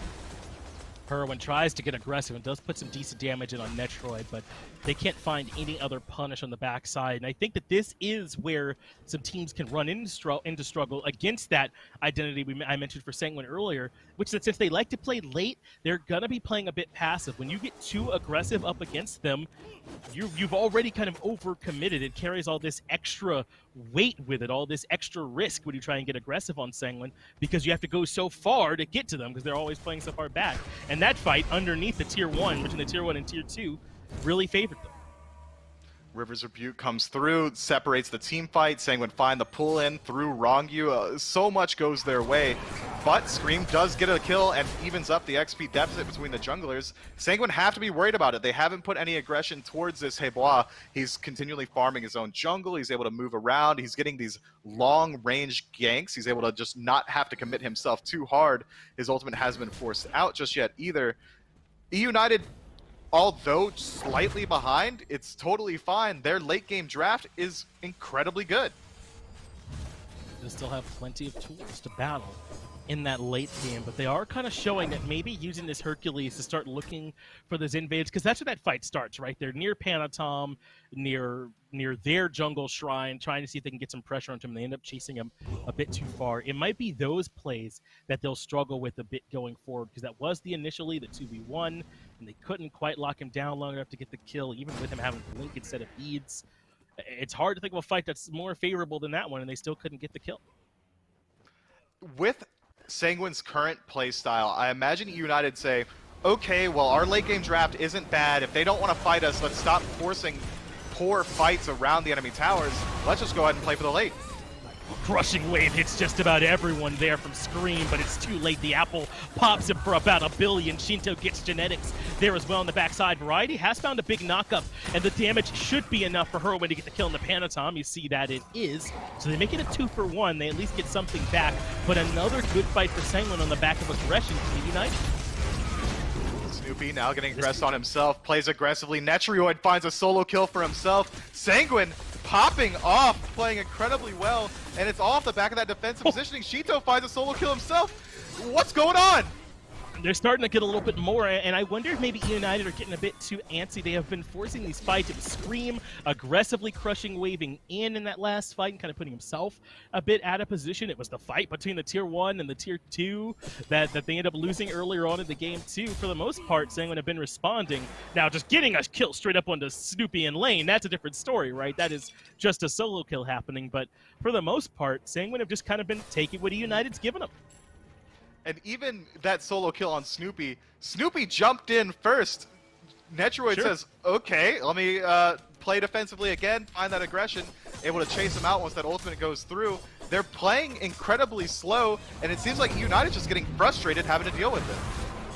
Might be. Everything they're looking for hasn't worked. That's included this solo lane. This has been one of the areas where Sanguine has been proactive. This game has been over in solo. Remember, Panitom had a great gank over here earlier to get that kill. Just now was the second, and a third again was that dive that happened in between the towers to add up to 3 spills for Variety that he's taken.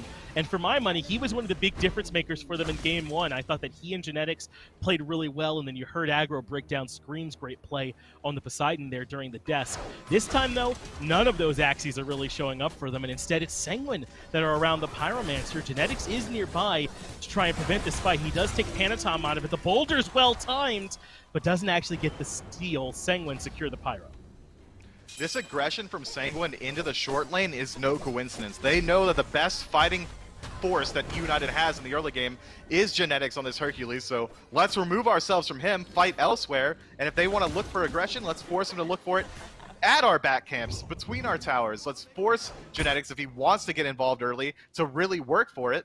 Meanwhile, Sanguine going to go ahead and take the fight that they're favored in. They know that they can go ahead and dive that soul laner and not have to worry about Genetics being there. I like the play from Sanguine. Now that they have this huge lead, they're looking to push some objectives as well, seeing a little bit more proactive play. Gold Fury spawning incredibly soon. Netrioid now 2 levels up.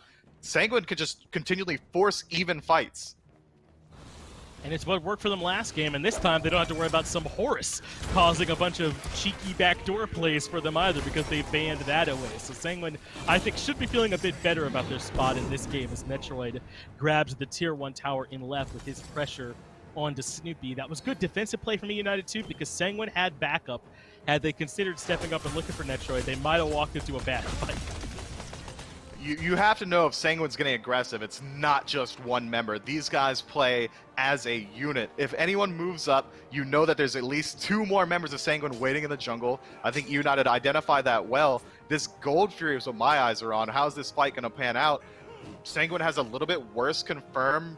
Ronngyu on this Yamoja's not going to be able to deal a ton of damage to it. Sheento, his damage on the Gold Fury isn't the most fantastic confirm either, whereas eUnited have fantastic steal potential. Hebo could blink an ultimate.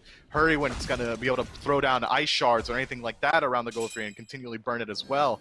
Sanguine's likely going to look for the fight before they look for the objective itself. Yeah, if Netrioid goes the full pen build, he might be better confirmed with a Hail of Arrows, Bladed Arrow combo. Perhaps even than Sheento is. It'd be interesting to see how they end up lining up late game. This is good, though, from Genetics. They've got Ronngyu trapped in the back line. Snoopy gets the kill. Maybe a bit of overkill there, too, as now the rest of Sanguine can reinitiate, knowing that basically all of the ults are down on the side of eUnited. They make it a 1-for-1 support for mid, and that should favor Sanguine. 3 ultimates still available. Jarcorr can lock down anyone that moves in. Now Variety has nothing left.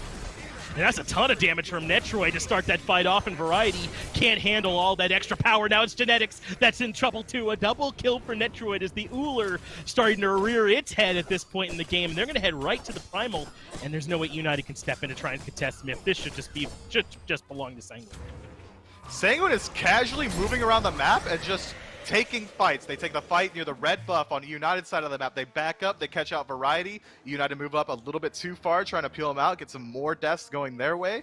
Sanguine now 11-3, 6,000 gold in the lead. They can look to start pressuring these mid towers. They can look to start pressuring out the solo lane tower. They can even look to start and force a fight around this fire giant once the Pyromancer respawns. There's a lot that Sanguine can do going forward, and their siege is good. They have ways to pull people out of the tower. If Panitom finds a pull, there's got plenty of CC. Jarcorr can dive very easily with his dash and ultimate. There are ways that they could sustain out through this fight as well. If it becomes an elongated siege battle, in a battle of attrition, Sanguine should come ahead because Rongyu's got the heals and shielding to come through. And not to maybe like try and bring a cloud to the picnic or something like that, but Sanguine do usually get off to good starts, but this could be where things start to collapse. Sheento in some trouble, has the Aegis to allow him to get away from all of the aggression, so even with 3 ultimates and 2 blinks committed in mid, they still couldn't get that kill onto Sheento. Good work from Ronngyu with the River's Rebuke, and they get him out of there. Netrioid now going to be on the backside, trying to see some aggression towards him. Scream doesn't have his ultimate available, but Snoopy's moving up.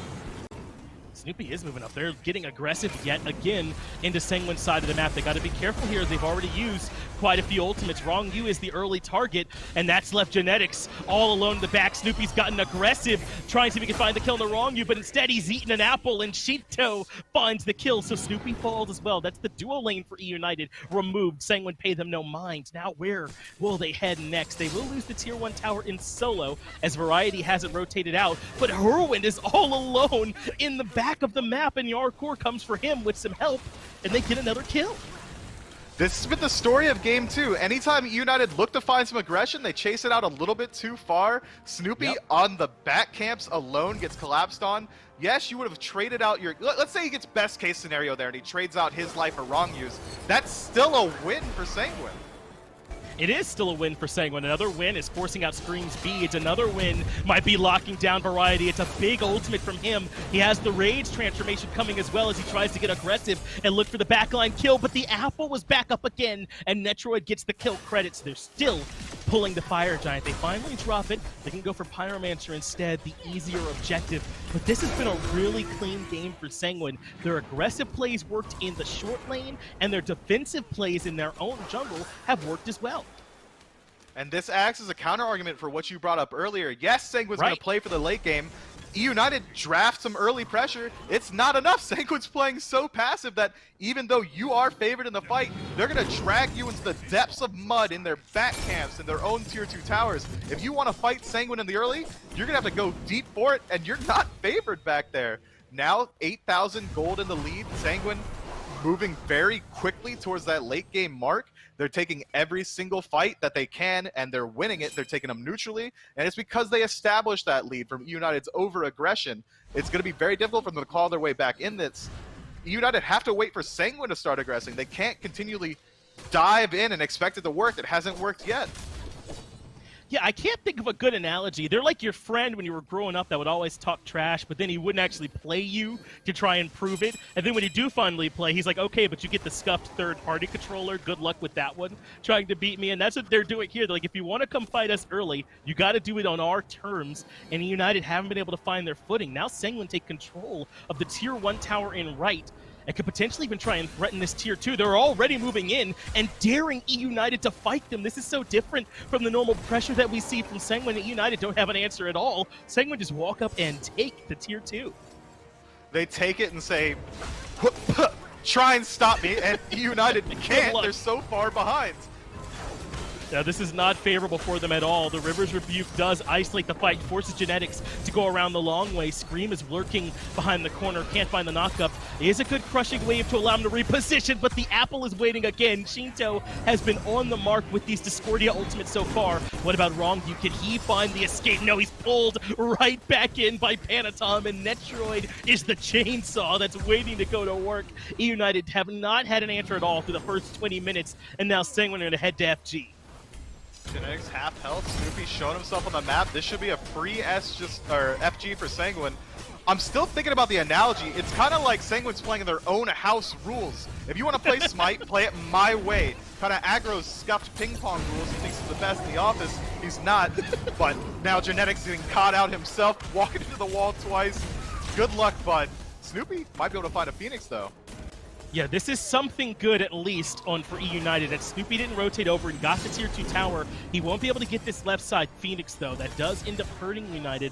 In fact, they might end up losing Snoopy for this. They've got that Amaterasu aura, and it's speeding up everyone, so the Hou Yi has no hope of running. He just looked for the trade there. That's the right play, but there wasn't one available. So Panitom gets the kill. Now Sanguine with the 5v, well, I guess we'll say 4. Genetics to back up, can start roaming around the map.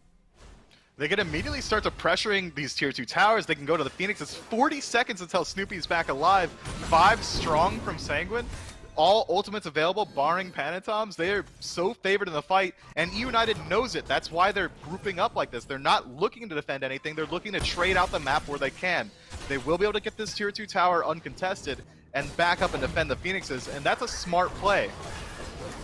To try and at least even things back up. But Variety isn't tanky enough not to get away from the Jarcorr Panitom combo. Genetics does pull 2 members back in, but meanwhile the rest of Sanguine grab the tier 2 tower over and left. Now they're threatening the left side Phoenix, and the United still don't have everyone there. The River's Rebuke cuts off all the reinforcements, so a boulder comes over the wall, but Sanguine happily get their damage, regroup, and look to engage. Panitom can't find the pull, does get pushed back in. That's good work by Genetics. Hurriwind gets the kill credit, and the left side Phoenix is still healthy now. Jarcorr taking a lot of extra damage from Snoopy. This is good work from United to finally find some defense. 3 versus 4. Scream had to use his beads in that engagement and his ultimate.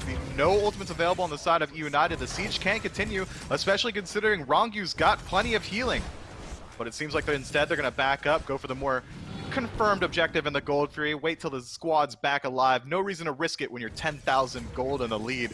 That was about as good as you could hope for. Panitom immediately gets displaced by Genetics. The full punch comes in clean. They pick him off the CC. But afterwards, with this deficit, despite that fantastic start of the fight for United, they still come out just about even, trading 2 for 1. Sanguine get the Gold Fury, now 11,000 in the lead. They can back up and start pushing again.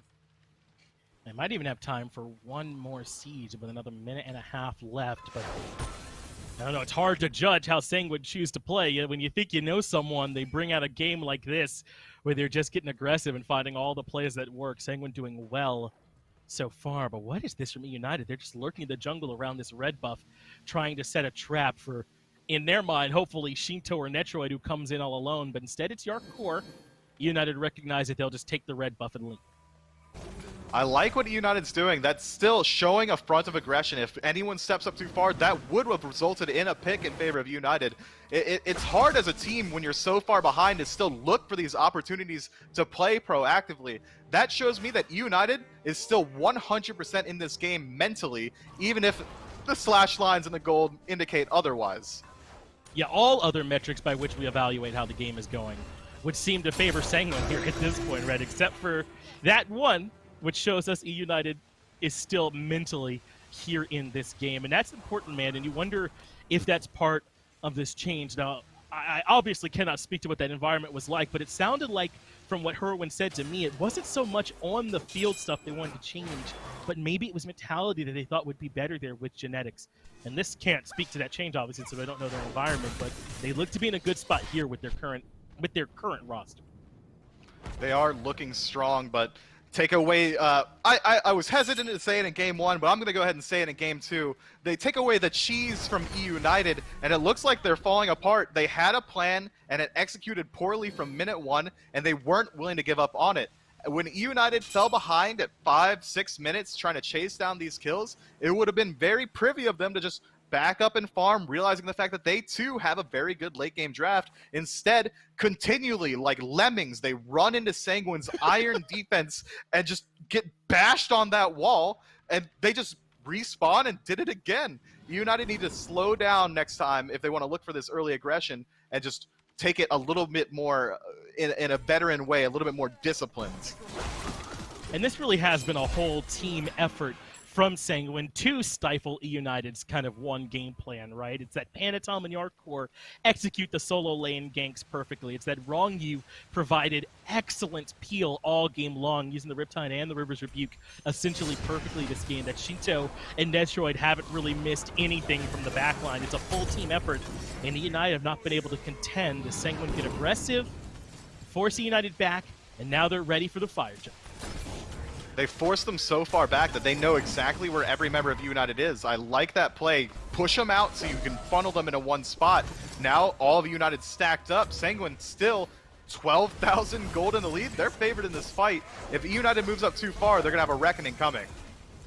And these rings are doing such a good job of kind of limiting the already narrow avenues that eUnited have in. As you mentioned, if you put them in a choke point and then say you're not allowed to come through this choke point, it makes things a lot easier for you when you're starting up this FG. But Jarcorr's taking a good bit of poke on the front line. That's why United are stepping forward to the River's Rebuke, cuts the fight off, but Variety gets blown up instantaneously. That is a good boulder. It brings Panitom down low, but Jarcorr's ready for the reinitiation. They want the Hopwa, and Netrioid now Divine with 9 in a row. Jarcorr's got to get out of there. His HP pool is too low, but Netrioid going hunting, finds the triple kill, puts Snoopy into the dirt as well. He's immortal at this point, and Sanguine don't need FG. They can just barrel right down mid. Yeah, I'm not gonna go. I'm gonna go ahead and just say that's game. 5 strong. Yeah. All of them still completely healthy. Scream almost was able to turn around that fight had his ultimate come through. There was so many stacked up from Sanguine. Instead, Crushing Wave slams into a wall.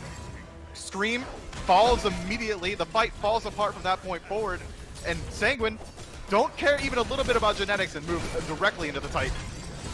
This is a clean game win for Sanguine, and I think that this is kind of one of those wins that you can look forward to and say that this is why people think that Sanguine looks so strong.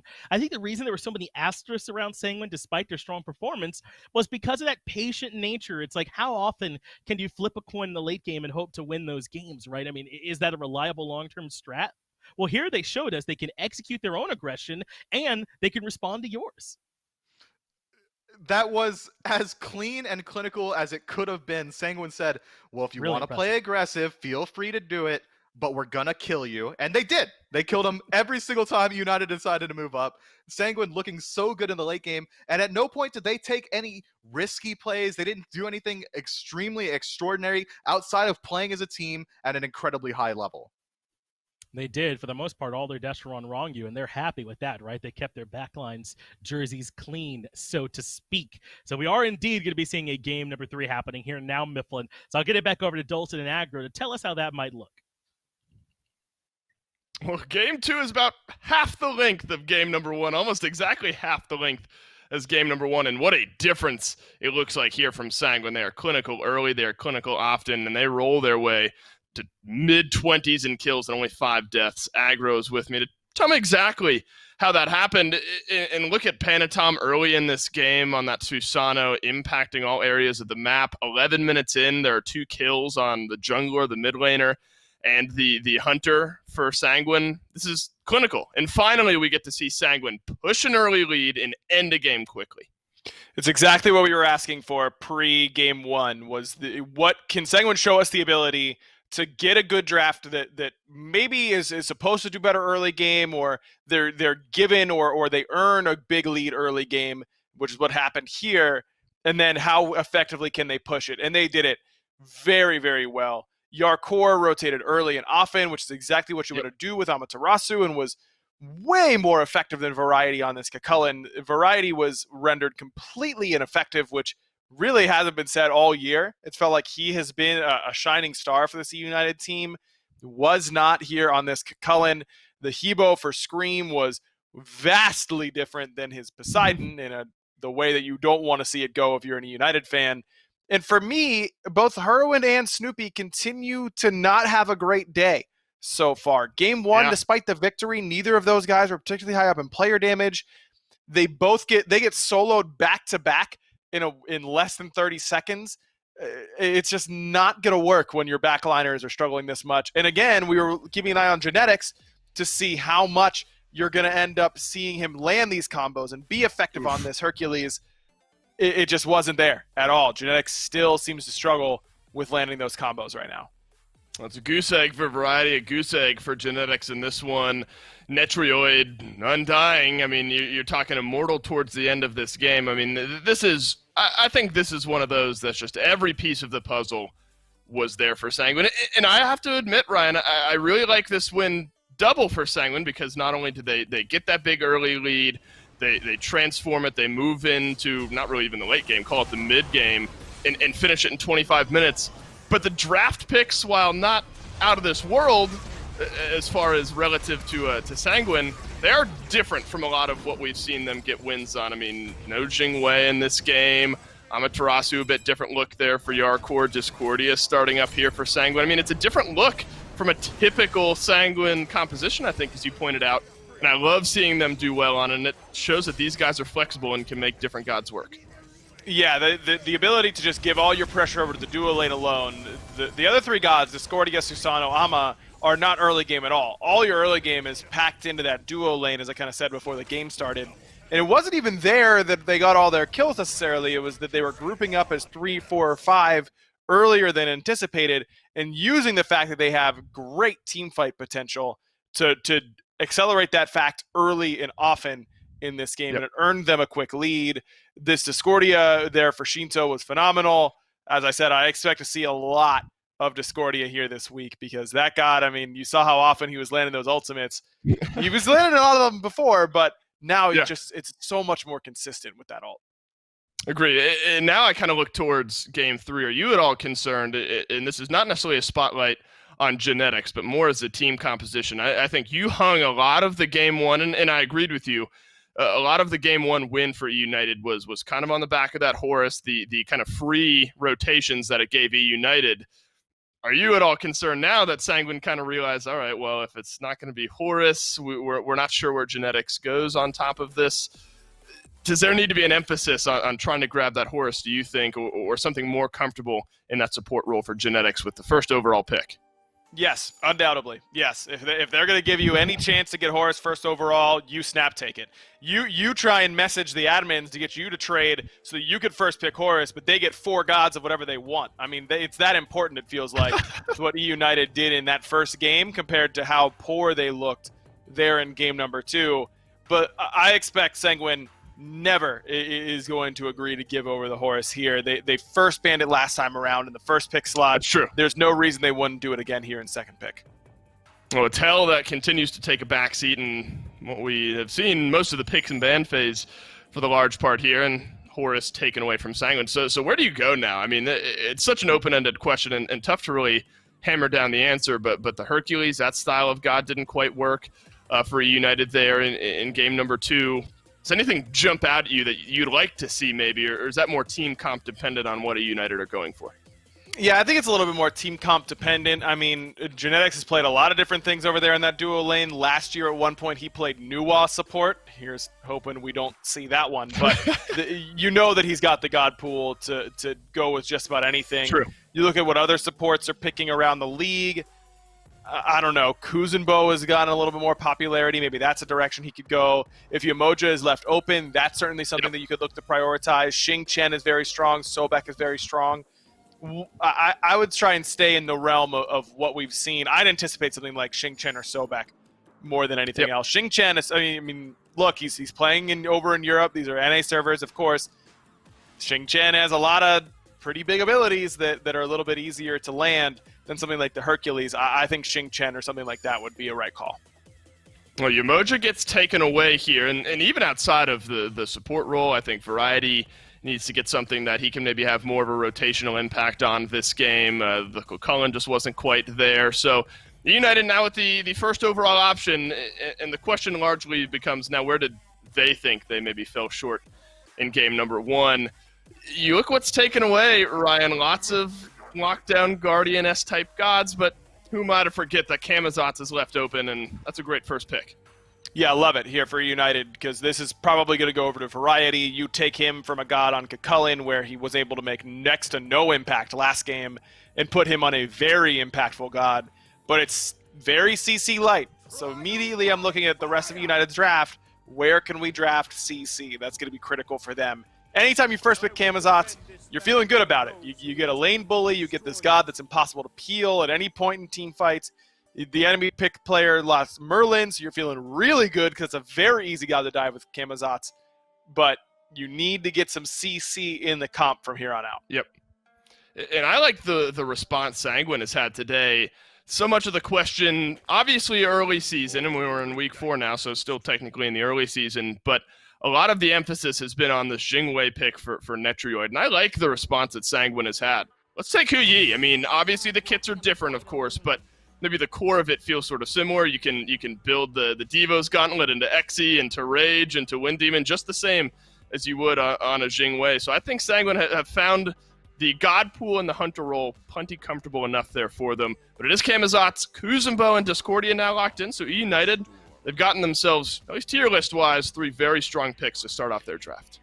And I love Kuzenbo, Discordia together because it's 2 CCs back-to-back that you're going to be able to use to bolster your low CC composition with the Camazotz early on.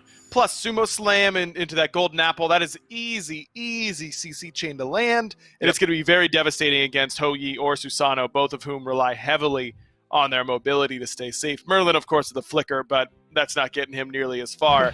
So I like what United has so far. Now it's what can Snoopy pick up and what can likely Scream pick up. Camazotz can always flex into the jungle, and if there's a team that's going to do it, it could be eUnited, but I would anticipate this is going to be Camazotz there for Variety, and now you're looking at what can Scream and Snoopy lock in here to round out the draft.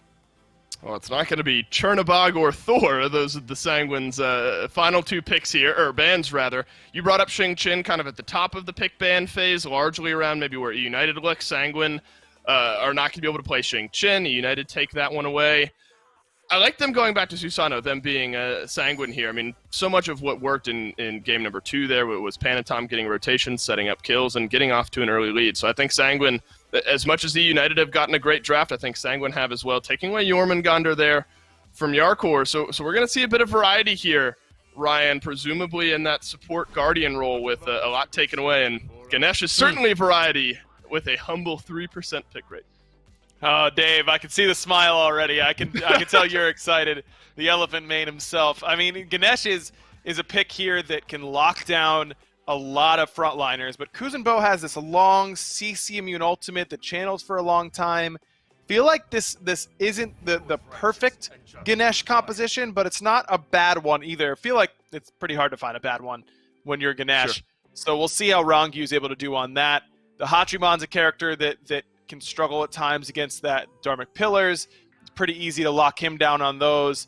And then Naja as well is being hovered here by eUnited, a pick that we do not see very much. No. And usually when we do see it, it's in conjunction with Ganesh on your team because it guarantees that you just put the Dharmic Pillars right on the landing spot and you get to zap whoever lands. Scream might be setting himself up to get comboed here up against this Ganesh.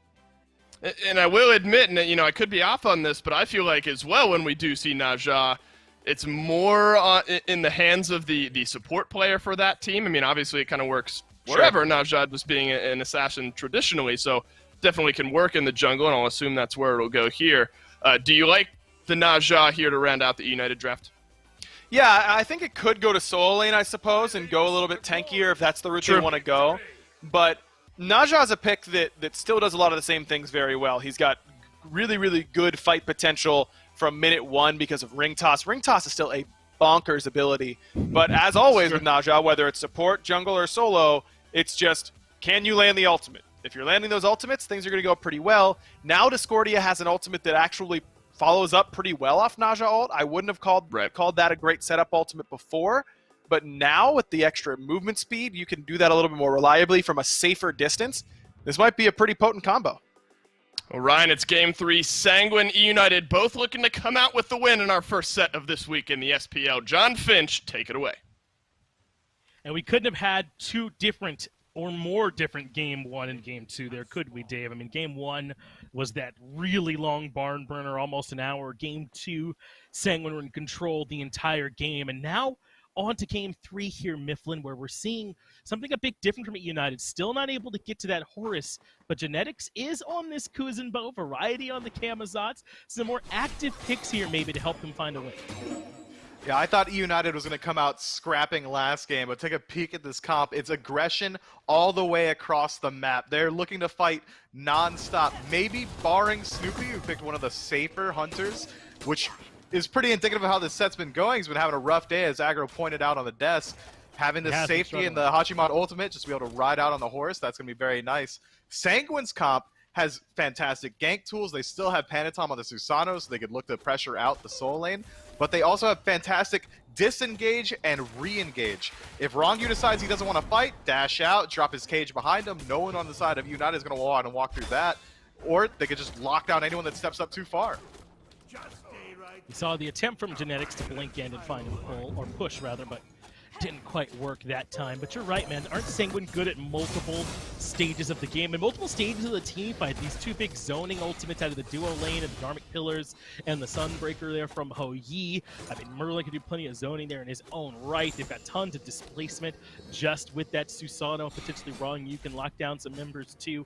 I mean, I think this could be a strong team fight here for Sanguine if eUnited don't get this death ball off the ground, that is. Yeah, eUnited's on a timer a little bit. They want to get that aggression rolling as quickly as possible. Sanguine's draft scales incredibly well into the late game. That's not to say that eUnited's isn't as good. They still have variety playing Camazotz, one of the highest damage and dive potential gods in the game. Scream's going to be able to set up very well for Hurriwind with his ultimate.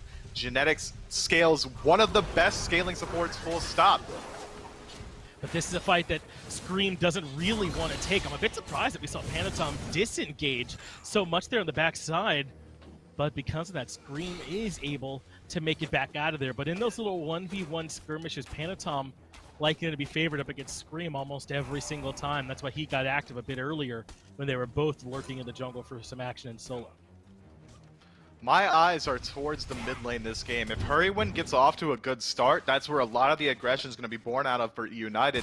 But the same can be said of Sheento. If Merlin pulls a lead, that objective shred is insane. And Sanguine's entire team brings objective shred. Ronngyu could drop his ultimate on Gold Fury. Sheento can drop his entire kit. It'll burn incredibly quickly. Whichever team gets a good start could very easily just snowball the rest of this match.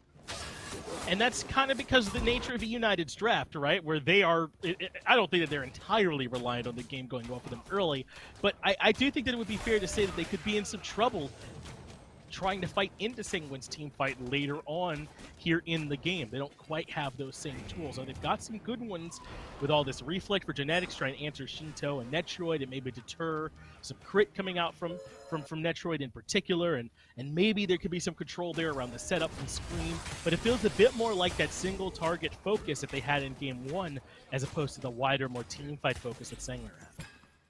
And as opposed to game 1, they don't have that cheese potential for backdoor that they had with the Horus ultimate. They won't be able to just sneak away a 14-minute... Yeah, legit, a 14-minute Fire Giant? It was sick. Don't get me wrong, it was nasty, but it's not going to happen, all right? Scream's not going to be able to teleport your entire squad to Fire Giant on Naja. Genetics can't push the Fire Giant into your fountain. So we'll see how this team fight plays out going forward. They have a lot of backline dive, eUnited do. Scream could very easily get into the back. Genetics could dash in very well, but Sanguine drafted very good disengage. If Ronngyu doesn't want his backline carries dying, he can silence, he can lock down anyone that steps up too far. And if that silence does come through, that's additional protections a la Ares' second ability, very similarly, that they're all tanks. If Sanguine doesn't want to fight, they absolutely don't have to with their comp. We know that when Sanguine doesn't want to fight, they won't stick around. They will happily leave, and they've drafted the tools that's set up for it. But when you're talking about that dive for eUnited, I really do think that it comes down to, kind of like you said earlier, to these mid laners, right? To how well Sheento in particular can avoid some of that extra aggression. And the dive from Variety, as good as Ganesh is, you aren't peeling that when he's up in bat out of hell. That's just going to happen no matter what. So it's a question of how much can they sort of get away with before that, as Panitom is the target. And this is what we meant by that single target pick. They are able to lock down one dude, and not a whole lot you can do to get away from it. They might even get Ronngyu as well, as the ultimate desperately tries to escape, but that's a great ultimate from Scream. Pulls Ronngyu back, and they get 2 on the board. The 4-man death ball from eUnited starts at the 5-minute mark, finding the first one and a second kill right on the back end of it. They get the invade rolling. They steal away the blue and the back camps. One invade makes not for a lead, but with this slight gold lead that they have, 1,000 now in their favor, they can very easily continue moving into that blue buff, and Sanguine are just going to have to try and dig their heels in or let it go and look for aggression elsewhere. Another nice bounce from Netrioid, and he's forced out both the ultimate there from Snoopy. He does hold on to the beads, it looks like. That's good from him, but forced that ultimate out. A little bit of extra safety now being lost, and Netrioid has played well all set here, hasn't he, Mifflin? I mean, he's had pressure on Snoopy all day long, no matter what pick that it's on, and even here, where he's actually a bit behind in terms of experience, able to find a slight edge. Yeah, I'm not sure if you watched the same replay reel as I did between those games, but Netrioid is a literal monster. So when he plays well, I'm not surprised. That bounce, nutty. He's doing math that I didn't know existed to find those angles. Forces out the ultimate on the Hachimon. Snoopy proving himself wise, picking that safer god. Despite being slightly ahead, gets forced out. I mean, it makes sense to me.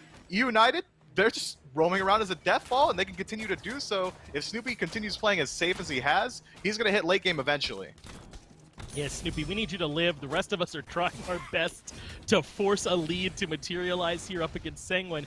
And so far, they do have a small one sort of showing up, a little bit over 1,000 this early. It's not bad at all, right? But with this draft, it kind of feels like they have to have that lead that's starting to materialize. 1,500, about 1,000 in terms of experience. So this is going about the way that eUnited wanted it to go.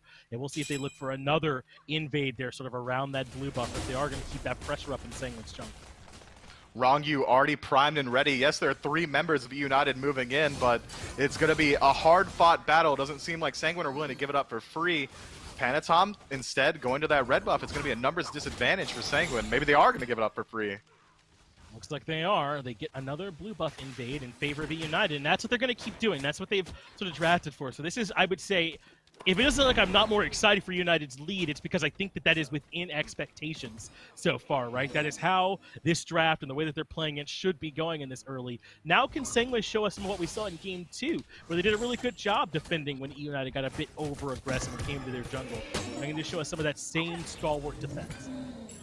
I don't want to sound like an eUnited apologist, but if these backline dives go as poorly as they did in Game 2, I feel like eUnited learned enough from that match to maybe stop doing it.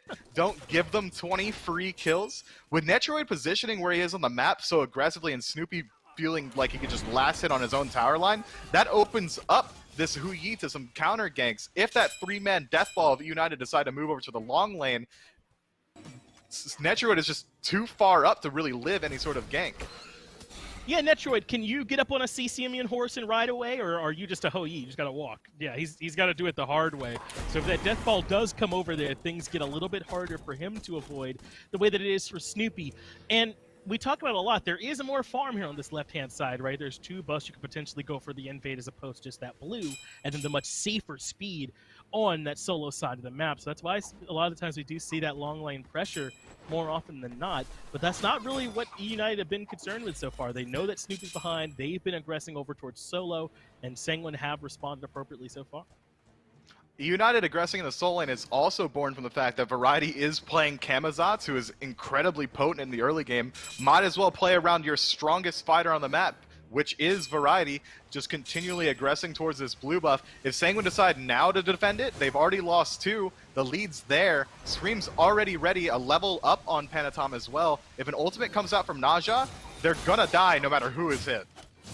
There's yet another blue buff invade. Scream grabs Jarcorr this time. The King Arthur comes right back down.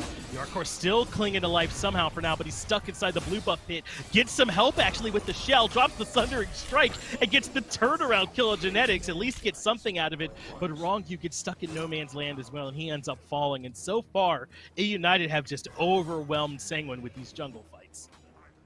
Netrioid tries to move in, a little bit unfortunate timing. The red buff spawns right as he turns around the corner. I mean, that aggression from Netrioid is showing me that he's playing a little bit differently than we're used to seeing. Usually he sits in his lane and he takes the fights there. He doesn't really look for these solo invades. Maybe he's feeling the pressure. His team's now down 1-4 in favor of eUnited. Almost 3,000 gold up, exactly 3,000 gold. eUnited haven't even taken an objective yet. All towers are available, gold 3 hasn't been dropped. This is all off the back of continuous aggression onto that solo side of the map. eUnited drafted for it again, and this time they're executing incredibly well. And I think you mentioned it, it's a little bit more restrained, right? We haven't quite seen the in-between-the-towers early game dive that lost them off last time. And it's not into a Yamoja either, which I do think helps, right? I mean, the Riptides, the Rivers Rebukes, all the shielding and healing were hard to fight into. And as good as Ganesh is, it's not quite the same. Sheento might be coming over to try and turn this fight around here onto Variety. Now they're going to pull him in, and you don't have any magical defense yet up on my man's tower line, so Variety has to ult to get out of there. But the timing is unfortunate. Variety's going to be able to either sustain back up in lane and get ready for this blue buff invade again, or he can back and TP in and get ready for this blue buff invade. Sanguine need to stop this aggression. They need to slow down the bleed. eUnited don't have to go for these risky objective plays because continually, every time that right side jungle spawns for Sanguine, eUnited's there, and that's where they're going to go ahead and pull their lead. They've been stripping it away, so no need to dive, perhaps. Genetics has used the blink. That's good silence, though, from Ronngyu. That prevented the push he was looking for. The apple comes through for Hurriwind, does find Ronngyu and bring him down quite low. But now Variety's a bit isolated. Remember, this time he doesn't have the bat out of hell to disengage, but there is no chase. They can't get to him. Meanwhile, Scream knew what he was there for. He stuck on the buff and got it. Now he's up in the air with the Jarcorr, brings him back down on what's waiting. But Variety and the Watery Grave, all enough for Hurriwind to get one more kill, and Sanguine still, even with all these members they're bringing over, haven't been able to answer. Well, they are able to invade the red buff. You've sent so many members of eUnited over to the solo lane. You're giving up that duo lane pressure. Snoopy can't move in alone. He still has the ultimate available if he does see some aggression, so he should be able to survive very easily. Genetics on the back end. Panitom forced to use his event dashes. So they're fully trying to retreat at this point, our Sanguine. Panitom had to use the beads, the eagle eye, letting Snoopy get in some extra shots, but not quite enough to find the kill. But now with this pressure they've established, perhaps eUnited do feel comfortable with the Fury. I thought for a moment, but they don't want to stick around there. They force Sanguine out, and they're right back to farm. 4,000 gold up. eUnited are playing the map incredibly well, but with the lead that they have, they need to start looking for some objectives, and that's exactly what Variety's going to do. Camazotz, that sustain, you don't often talk about it when soloing objectives, but at level 13, no one moving in, Pyromancer should be free. Unless Jarcorr can get here in time, and he has now realized it, so all that work there from Variety does end up for naught. But as you mentioned, with his sustain, it comes at relatively low cost aside from his time. But that's important there from Sanguine. That was that objective that would start helping pushing that lead a little bit further, because how much longer can eUnited keep coming over and just invading blue? So every little bit that Sanguine gets to stop that bleed is helpful. 4,000 gold. I think eUnited's just perfectly fine and comfortable invading this blue on cooldown. They've already shown that they have the reaction speed to get to their own buffs on the tail end, and considering that now there's a dissync between the red and blue buff for eUnited, they don't have to worry about the invasion. Here's that gank happening in the left-hand side that you were looking for onto Snoopy, and it ends up knocking him up. Netrioid gets the kill, and Snoopy will end up falling. So in response to all that pressure happening over in solo, Sanguine get a good gank on the Netrioid. Yeah, no Horus this time, but you're going to have to walk like the rest of us mortals, and he falls. Variety, going to go ahead and go to that Pyromancer as you pointed out, and that's a good call. That's exactly what you do. If there's multiple people on the duo side of the map, you go ahead and move in towards the other objective, but that does open them up to a free gold period. Genetics drops down some health, goes to the Watery Grave, but just can't out-secure up against all that from Sanguine. They get the kill as well, so they do end up losing Pyro.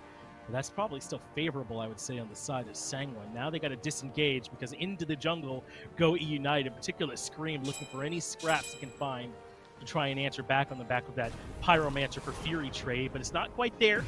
So Sanguine make it out of their A-OK. Sanguine turned what was a 4,000 gold lead and cut it down to 1,500. They're not quite out of the woods yet, but they've done enough. They closed that EXP gap that maybe now, if they decide to, Sanguine could take a fight around this blue buff. They could, and they don't have to worry about this gold fury anymore. They don't have to worry about these neutral objectives. They're all dead. So we might see the game return to a state of farming. The lanes resume, maybe just continually pushing out these lanes, or we could see eUnited try and resume that lead, continue that aggression that they had beforehand, but this time at a way smaller gold lead. Yeah, I mean, it's relatively similar in terms of the size. The gold lead has shrunk a little bit, but even if it were the same, isn't it just getting kind of worth less and less as the game goes on? I mean, eUnited, this is kind of what we were talking about. That early game was what you would expect, I think, with those drafts and play styles that we knew about those teams and how that went.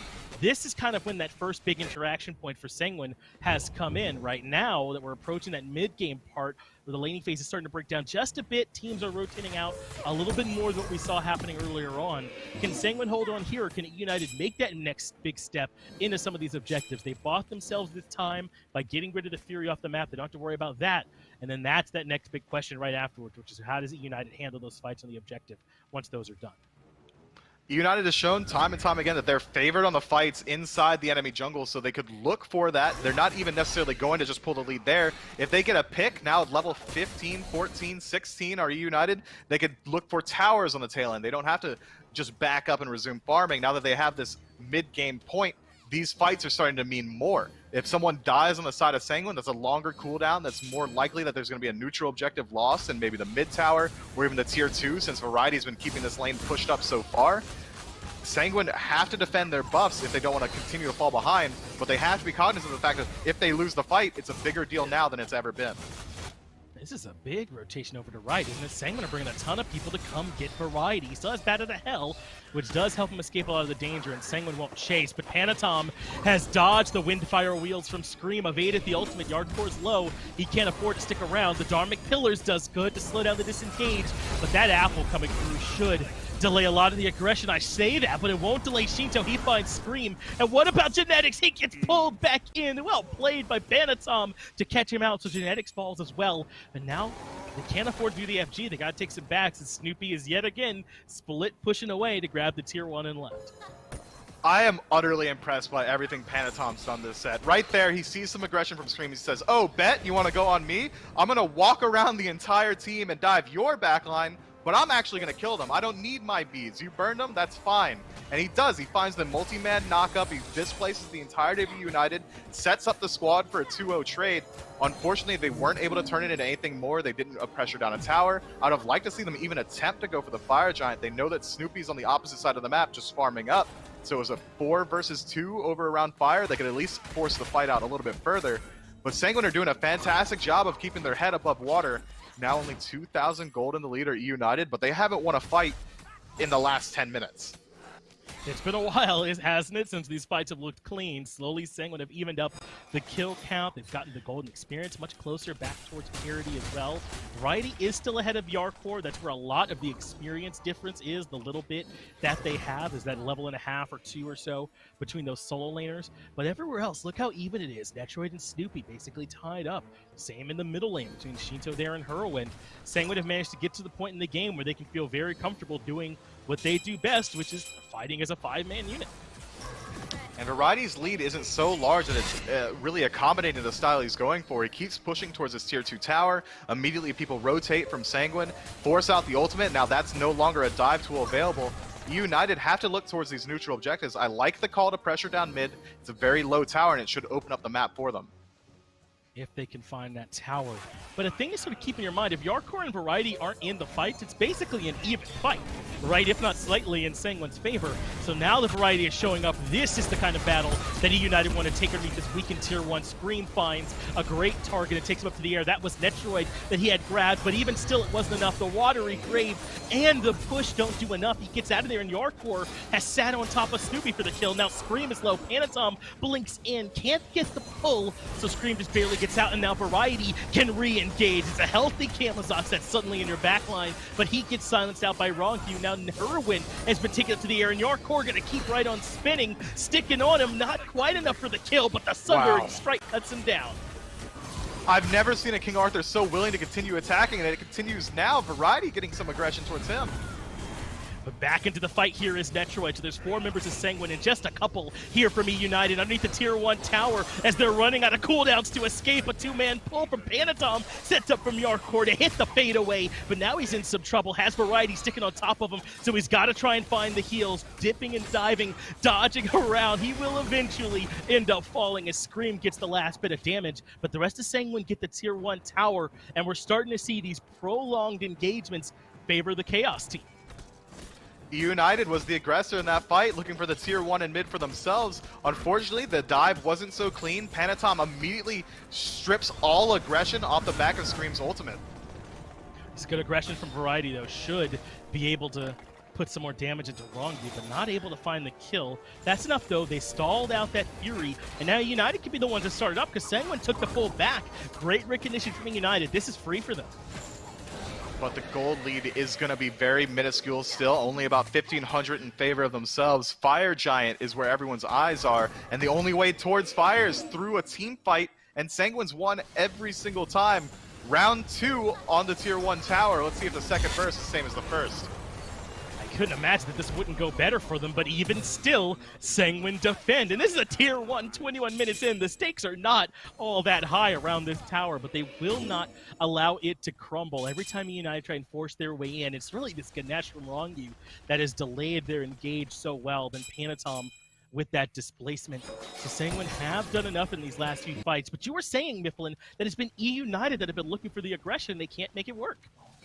And they haven't been able to yet. They're looking to take something that is easy. As you said, the stakes are low. That's an incredibly low health Tier 1 mid tower, 22 minutes in. But Sanguine have deflected the push twice, maybe thrice now.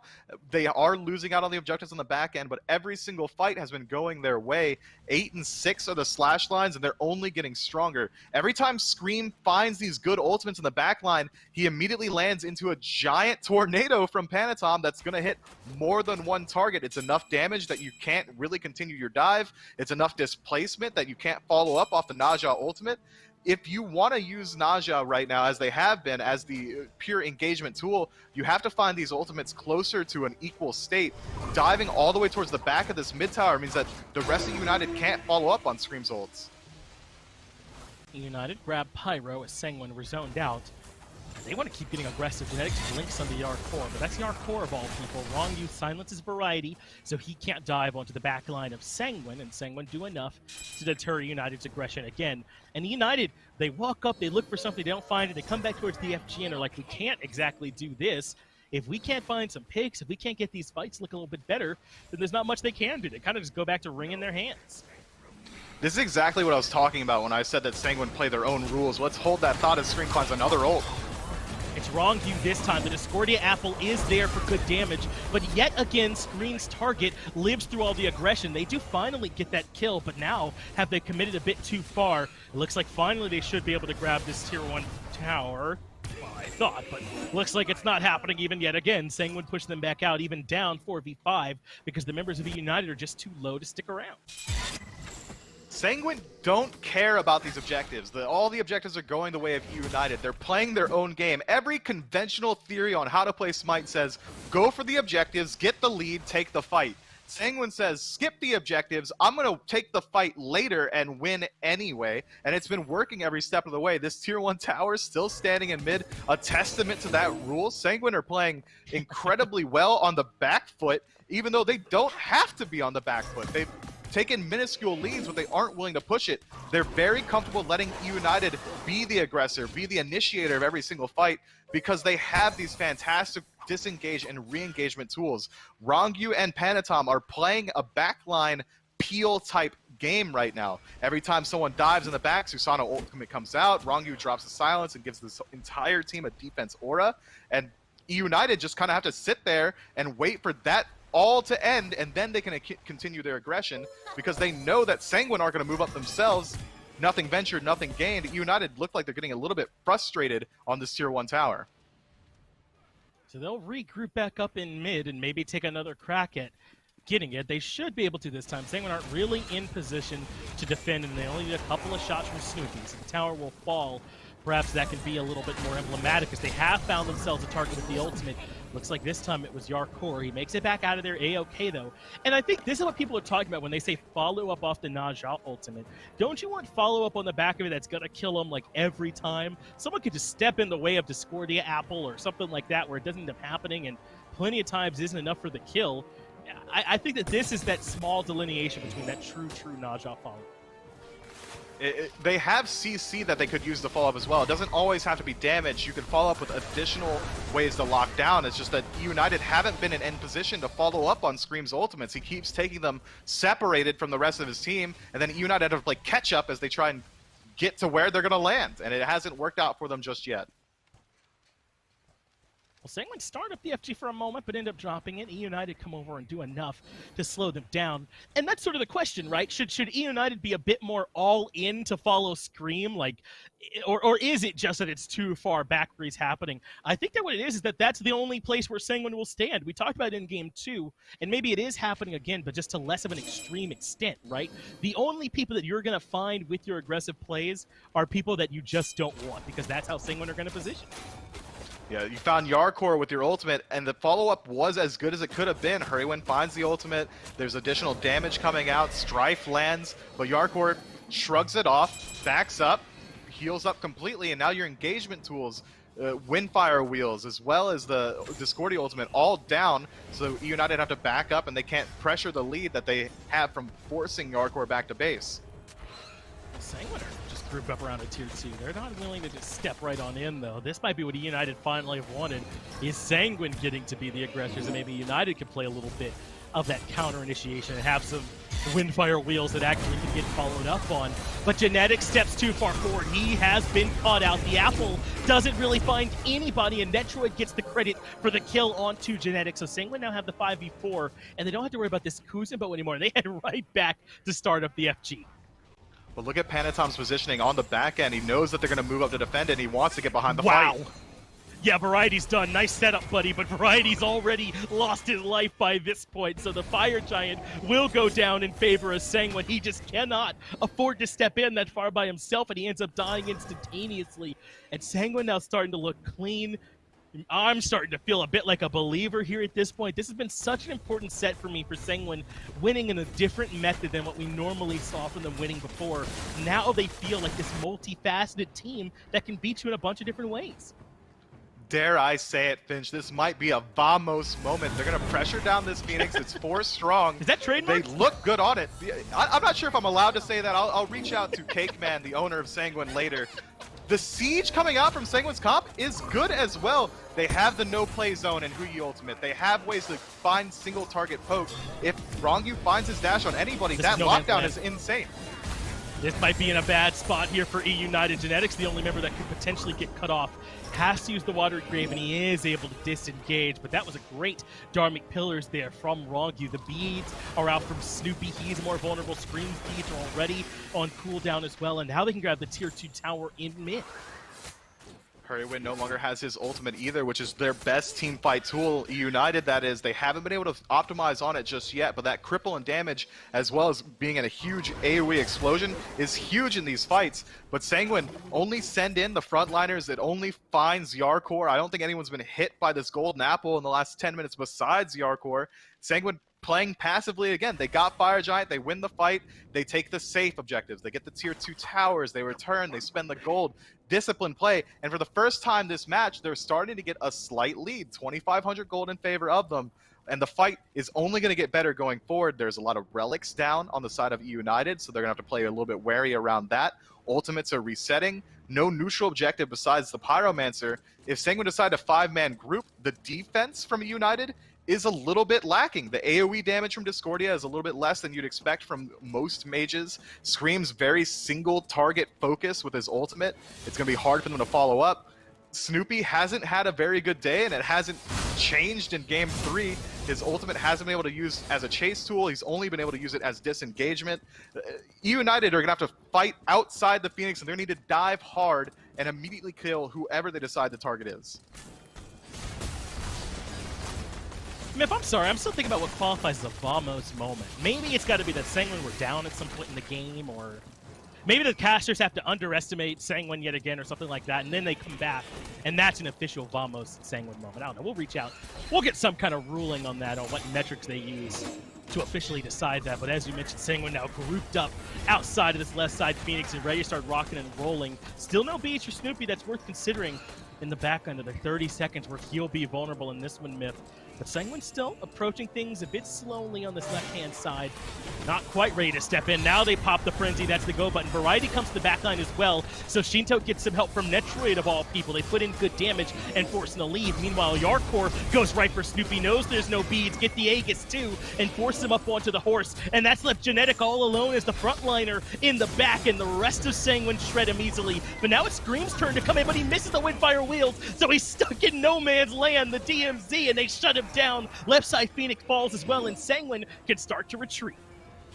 eUnited did a good job. Genetics disrupts the backline, gets 4 focused on him, as does Jarcorr for Sanguine. Unfortunately, Jarcorr is just tankier. He just does more damage. He just has more mobility tools. Sanguine immediately shut down Genetics in the back. Jarcorr gets out alive, and they get to reconvene at that central state around the Phoenix. It falls. More people die on the side of eUnited. I'm surprised that we didn't see them continue the aggression, Sanguine that is. They were a little bit low. Maybe they wanted to back up and heal again. But this is that slow play that we're worried about, that we saw last week from Sanguine, where they're so favored in some of these fights where they could have continued the aggression towards the mid-Phoenix, or even potentially look for an end. Instead, they back up for the Oni Fury, which is signature of Sanguine's win. That's really where they find their aggression. So maybe they know something that we don't. Yeah, well, they know the other wins have come on the back of Oni Fury, so maybe that's what's helping them out there. But you're right, it has been some patience from Sanguine at times, where it feels like hesitation, right? It's a really fine line between which words are used to describe what's happening. And I think this is one of those ones that might feel a bit more like hesitation, but they're still in a really good spot. They're up about 6,000 gold. They've got this team comp that feels a little bit better at this phase of the game, where Variety hasn't been able to do enough diving for eUnited to match what Jarcorr has done. You broke that down quite well for me while I was still memeing about Vamos Sanguine. So I think that this is a point where even though Sanguine are playing it slow, they can still feel pretty good about their chances. I'm not worried yet. No, you brought up a good point there, Finch. What really is a Vamos moment? If we go by the metric that is Twitch chat, I guarantee if I were to pull it up right now, there's 18 Vamos spams being all caps throughout the day. I think if Sanguine is on the screen, it is itself a Vamos moment. They got Fire Giant, Vamos Sanguine. Right, that's a Vamos moment if I've ever seen one. What if they can keep right on moving, looking for Genetics? There was a good backline dive. Look how low Sheento is. Someone has got to get back there to help my man out, but Genetics finds a way to get the job done. Now Scream is low in the back. Can't quite get to Panitom, but another kill did show up for Variety. They got rid of Netrioid. All the damage has been taken care of on the side of Sanguine. United, if they can regroup and heal up, might finally be in a good spot. Variety goes full Into mode, jumping into the blue buff. What was a favored fight for eUnited turns into a more even fight. He didn't have to die there. If he kept walking with his team, he could have got back to his Phoenix. Instead, as solo laners are known to do, defend their own blue buff regardless of time, regardless of game state. It doesn't matter. They like that additional mana and CDR. Unfortunately, Variety does die for it.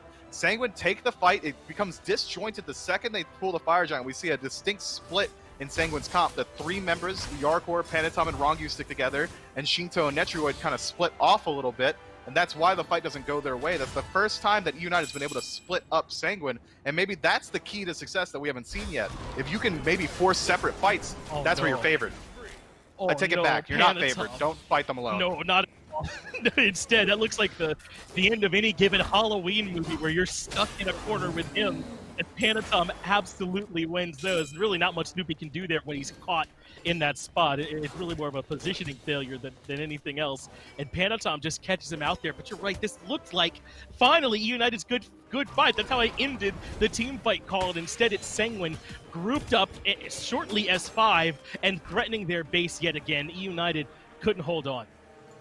It's going to be 30 seconds until Snoopy's back alive. This Phoenix is going to be spawning soon on the long side of the map. Sanguine should be able to blow it up instantly. Jarcorr doing what he does best, diving the backline. It is all coming together for Sanguine. Mid-Phoenix is already low too, but brought down to half HP. Jarcorr keeps Hurriwind and the rest of the backline out as the mid-Phoenix does fall. At that same time, left Phoenix came up, and Panitom and Jarcorr can just head right over and grab it. They take a couple tower shots, but they don't actually put damage into it, so eUnited will have time to set up defense on the left side Phoenix. Snoopy is back alive as well. The only ultimate used was that golden apple, but Scream's dead, so Sanguine's favored. Just turned back around in favor of Sanguine yet again, as Scream can't live through. Snoopy is finding some good shots here, though. If they can lock down Panitom, maybe they can turn things back around. But Panitom pulls a Houdini, gets the escape act. But now they're stuck in the Suns as well. Are eUnited. They step back in and force the leap away, but Snoopy gets the kill. But now what can Ronngyu do to try and get some lockdown? Sheento has the flames burning. Netrioid gets the kill. Genetics at least makes Sheento pay for it, but it's a double kill now for Netrioid. Just Hurriwind for the next 30 seconds to defend. How heroic do you think Tyler's feeling right now? I bet he's feeling pretty good on this defense. His Titan's burning pretty quick. 3 stacks from Sanguine. Ult? You know what? Yeah, he's got ult. Let's go. Vamos, Hurriwind. Well, cannot maybe make it happen. That's game. Yeah, not with that ult. Not hitting. Hurriwind, though, could still have a chance. Jarcorr's quite low, and hey, maybe you memed a little bit too early there, Mifflin. Hurriwind indeed is able to make the defense happen. Can't find the secondary kill. Throws out the unruly magic. It takes a ton of damage from Dartmouth Killers, but he's got to get back and defend the actual Titan. There are still minions here. Now he's got some help coming in from Scream, though. They should be able to keep this base healthy and make Sanguine work for one more time. I'm going to have to write up an apology letter to him now. That was a heroic play. Keeps him in the match. The Phoenixes are dead. 2 fallen. There's only 1 left. Sanguine are going to be respawning very soon, and they're going to have eUnited is going to have a hard time defending with these waves pushed up as far as they are. But again, Sanguine's dive comp is incredibly good. If eUnited move up too far past their Titan room, Sanguine could immediately dive past and blow it up. That Titan's already around a half health. The damage output is incredibly high. If Panitom or Netrioid get towards that Titan, that's nearly a death sentence for eUnited, which is why I think we see them grouping up so far outside. They're looking to find picks. They're looking to get that engagement factor outside of their own base. They got to try and break up Sanguine before they can have a chance to just backdoor and threaten to put this game to bed. So eUnited now pushing up into the jungle. See if they can catch anybody all by themselves. As a group, they're going to transfer over to the solo side jungle, but that's where Sanguine are, all as a big group. So we are just going to potentially have another 5v5. I don't know if Sanguine recognize that they're all back here. No one's facing that way. The dive bomb comes out early, so Snoopy hops up onto the horse to put out good damage. Sheento is low. The shell was there to keep him alive. It takes all 3 shots, but Sheento gets a double before he dies. That's huge work to take care of Scream and Snoopy and still be able to survive. That was a late-game gambit from eUnited that didn't quite work. They were able to slow down some of that aggression. Variety makes it back to base. They buy some time. Now Sanguine would be able to move in towards this Fire Giant, but it's going to take a lot longer. I think even though they weren't the winners of the fight, they were winners of the game state at the end of it. They came out ahead. They bought enough time. Maybe now their mid-Phoenix will be back up by the time the siege starts by Sanguine. I like that play from eUnited. And if it goes completely ballistic, if eUnited just takes the fight cleanly, that would have been game. It's a huge risk play, but it comes out in favor of them. This is exactly to your point, right? Because they don't have everyone here for DPS, eUnited are able to come in and find another kill on the back of it. They get rid of Netrioid. Now because of that, Fire Giant's not going down. So I think you're right. I mean, maybe it is a 2-for-1, so that favors Sanguine mathematically, but in terms of what it allows Sanguine to do on the map, it has stalled a lot of their momentum. So we've gone from prematurely and not trusting in Tyler to find the defense on the Titan, on the Phoenix there, the Titan, to now eUnited have defended the Fire Giant and maybe Sanguine are delayed for a bit longer. Yeah, I think now we can accurately identify what is not a Vamos moment, which was that Titan siege.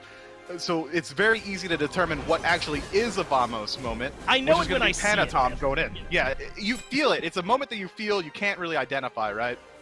Yeah, you can't define a Vamos moment, but you feel it inside when it ends up happening. So Variety has to defend the Titan. There's a bunch of minions coming in to the left side where the Phoenix hasn't respawned. And Sanguine will use this time to get Primal. They will shed 1 tier because this isn't Oni, as they love, but they'll take Primal instead and should be able to regroup around the Fire Giant now. I wouldn't mind them trying to pressure here to see if maybe the last couple of Fire minions can threaten that left Phoenix once it comes back up. They are certainly on a timer. If these Phoenixes get back up, eUnited returns to an even game state. Right now, if Sanguine decide to pull Fire Giant, they have that added benefit of all of these waves starting to flood forward. Of eUnited have to defend these Phoenixes. They know that Variety's on the opposite side of the map, but they also know that Teleport's available. So that's why we're seeing some hesitation come out from Sanguine on the engagement. Jarcorr loops around the back. They want genetics. Even with the thorns, there's just too much damage. He cannot defend. Jarcorr takes a lot of punishment, though. But Netrioid's doing more variety, teleports in to his immediate death. He basically arrives inside a coffin, and now a good Dharmic Pillars means that Panitom can lock down Snoopy, and suddenly it's just Scream and Hurriwind left. Scream gonna try and blink in, at least get one kill, but there's nothing there for him. This could be a almost sanguine moment as they look to take care of eUnited. Well, I'm not willing to count him out just yet. That's Tyler over there. That's Hurriwind. He's deflected these before, and he could do it again so long as Jarcorr doesn't stop him, and he won't. That's one step down. Good luck, Sanguine. Vamos moment? We'll see. I'm happy to say that it is at this point. They drop down the Suns. Hurriwind cannot do enough to fight literally all 5 members, and Sanguine close out the set 2-1 here over eUnited, but this was such a close back and forth set. I think we saw eUnited's sort of new identity starting to develop. It's not quite there yet, but it's beginning. But Sanguine are here, man. I think I'm ready to say it. This is one of those teams that you got to bring your A game to beat. I like eUnited's identity. From what we saw from that set, it is strategic play. It's doing things that are outside the realm of orthodox. They group up as 5. They sit around corners. It's almost meme-y what they're doing, right? But it works so well because no one's truly expecting it. 2 Phoenixes down, they decide to move up as 5 and look to backdoor their way into a team fight around Fire Giant. Not many teams are going to be willing to do that. And I think once they iron out those details, once they really establish that identity, eUnited is going to be a team to reckon with. I think so too. They look as though there's a bright future ahead of them, but Sanguine have already made it. Maybe it's time to put on those shades. But that's enough from me and Mifflin. We talked plenty for you all. Let's get it back over to Dulcet and Aggro to break it down on the desk.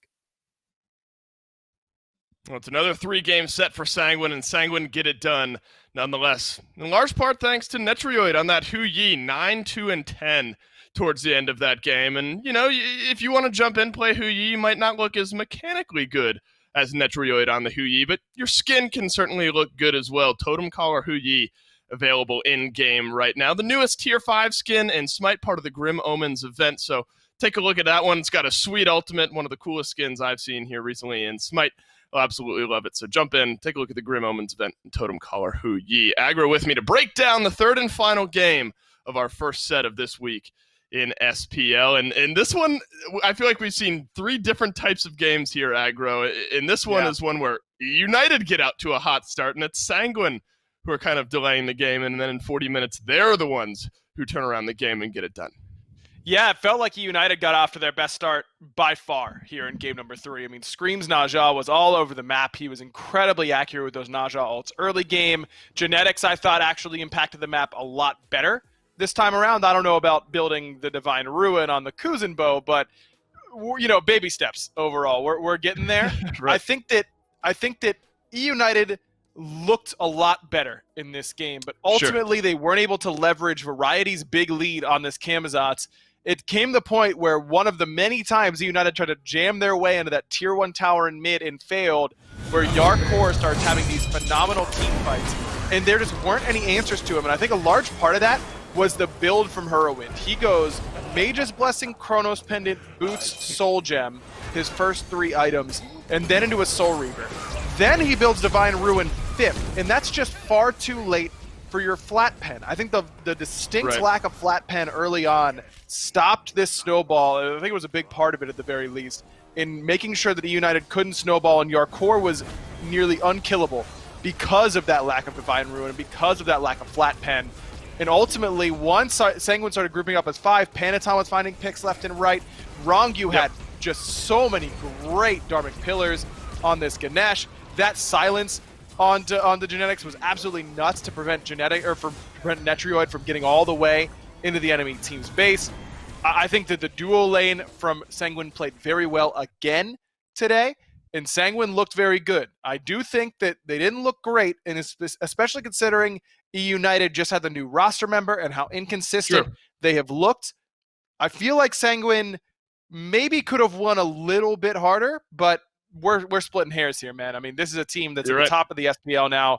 They're X-1. They've won a bunch of games, and I think they're going to continue to win a bunch of games. And move up to 4-1 after that win, and they'll be back in action. We'll see how they improve throughout this week with the last game of the week. Sanguine on Sunday at 5 p.m. Eastern Time will be playing up against the Pittsburgh Knights. So a big win to start off the week here for Sanguine. They've got some time to sit back, watch these other games happen. But certainly not a throwaway game in the Knights. So the Knights are a team that have proved, despite standings maybe telling a different story, they'll give you a run for your money. SSG Obey will be our second set of the day here. But you look at that matchup later on in the week here, Aggro. Maybe it's too early to really dive into it. What do you make of Sanguine against the Knights? I think it's going to be a matchup where Knights need to prove that they're at Sanguine's level. The defending champions need to prove they're at Sanguine's level. Look, PK has not looked bad so far this year, but remember all the talk around PK coming into this season was, oh, they were 7th place all last year, and then they turned on the Jets at Worlds. Can they be more consistent? Well, they're 1-3 right now, Dave. They're in 6th place. It's an awful lot like what we saw from them last year, and so I think that they've got a little bit. They've got something to prove, to me at least, in the regular season that they're going to start to be more consistent. Well, you're right, to say the least. And tomorrow, of course, Rival Radiant start off the day, and that's one if Rival wins, we'll be right back to a 3-way tie up top. 3 teams at 4-1 on top of the league. I cannot wait for that one to go down. But I think what a story this Sanguine team has been through the first 5 games of this year, where there's so much conversation. How will they do? Will they be here? Will they be there? And I agree with your point. Lots of growth to be done. But you can't scoff at a 4-1 start for these guys, as you pointed out. X-1, and I think it's great for them. I'm wondering at what point. I mean, do you see consistent enough growth for these guys in Sanguine? Are you seeing improvement week after week to the point where you think that they can keep this pace up? Yes, I am. I think they're doing different things in the draft. They're doing different things as far as their in-game execution. They are certainly improving, and to be at worst a mid-tier team to come in and now be improving to the point where they're going to be a top team, I think this is a team that other squads have to be scared of in the SPL. And I think you're in a good spot if we're sitting here saying, can they keep this pace up? Because they're off out of a rocket ship here to start off their SPL season. And a team that I think needs to get used to sitting in these post-game interview chairs, because they sure do win a lot. And just like that, we have one of the Sanguine big winners of the day standing by for the post-game talk. Thanks, guys. I'm here with Netrioid, obviously Hunter for Sanguine. And Netrioid, first thing first, to kind of to Dave's point, are you guys used to having to do all these interviews now? You're doing a ton of winning. Just talk to me about what the team environment is like with this 4-1 start and all the aura that's around you guys. Just how is the team feeling about how the season's gone so far? Oh, the team's feeling like amazing. They are really happy about the win. And they told me that, we should keep going because we're definitely winning wars this year. So we are really excited about it. I mean, maybe. No, it doesn't sound so crazy to me at all with the way that you all are playing. So let's talk a little bit about the set specifically and between games 1 and 2, because game 1, it's a really long game and you guys can't quite hold on to win it, but it feels like you really changed gears in that second game. Talk to me a little bit about, or rather holding on and winning the first one. Just talk to me about the difference, I guess, in the mentality from that first game where things are slower to then games 2 and 3 where you guys kind of pick it up a bit. Okay, so I think game 1 was kind of they got us in a surprise because Genetics played really well the Horus around those ults, but at the same time it was kind of boring because we were like, oh, they're not fighting us. They have like a 10k lead. I don't know how much was that, but they are not fighting us. Well, they're playing like a low-key style or what? So we said, okay, next game we're banning Horus and let's see what they do. And you can see that we banned Janus too. So you just didn't want to deal with that same play style, I suppose. Well, you're absolutely right. Once you guys took that Horus out, you were able to handle their aggression much better there in games number 2 and 3. Was that kind of something that you all specifically were coming in prepared for them to be aggressive and you're ready for the answer, or did you guys just kind of react in the moment? Talk to me about that. We knew that United would come with a cheesy strat, but we never thought that was the strat, like going for the split pushing with a Horus ult, and it was something that caught us for surprise, but still we managed to go next. We forgot about game 1 and we said, okay, this is a new game, they don't have a Horus, and let's play like we always do. Well, glad to see that you all can show us that adaptation. 4-1, Sanguine looking great right now. Again, thanks for taking some time to talk to us here in Netrioid. We're going to take a quick break, then we'll be right back with set number 2. Thank you.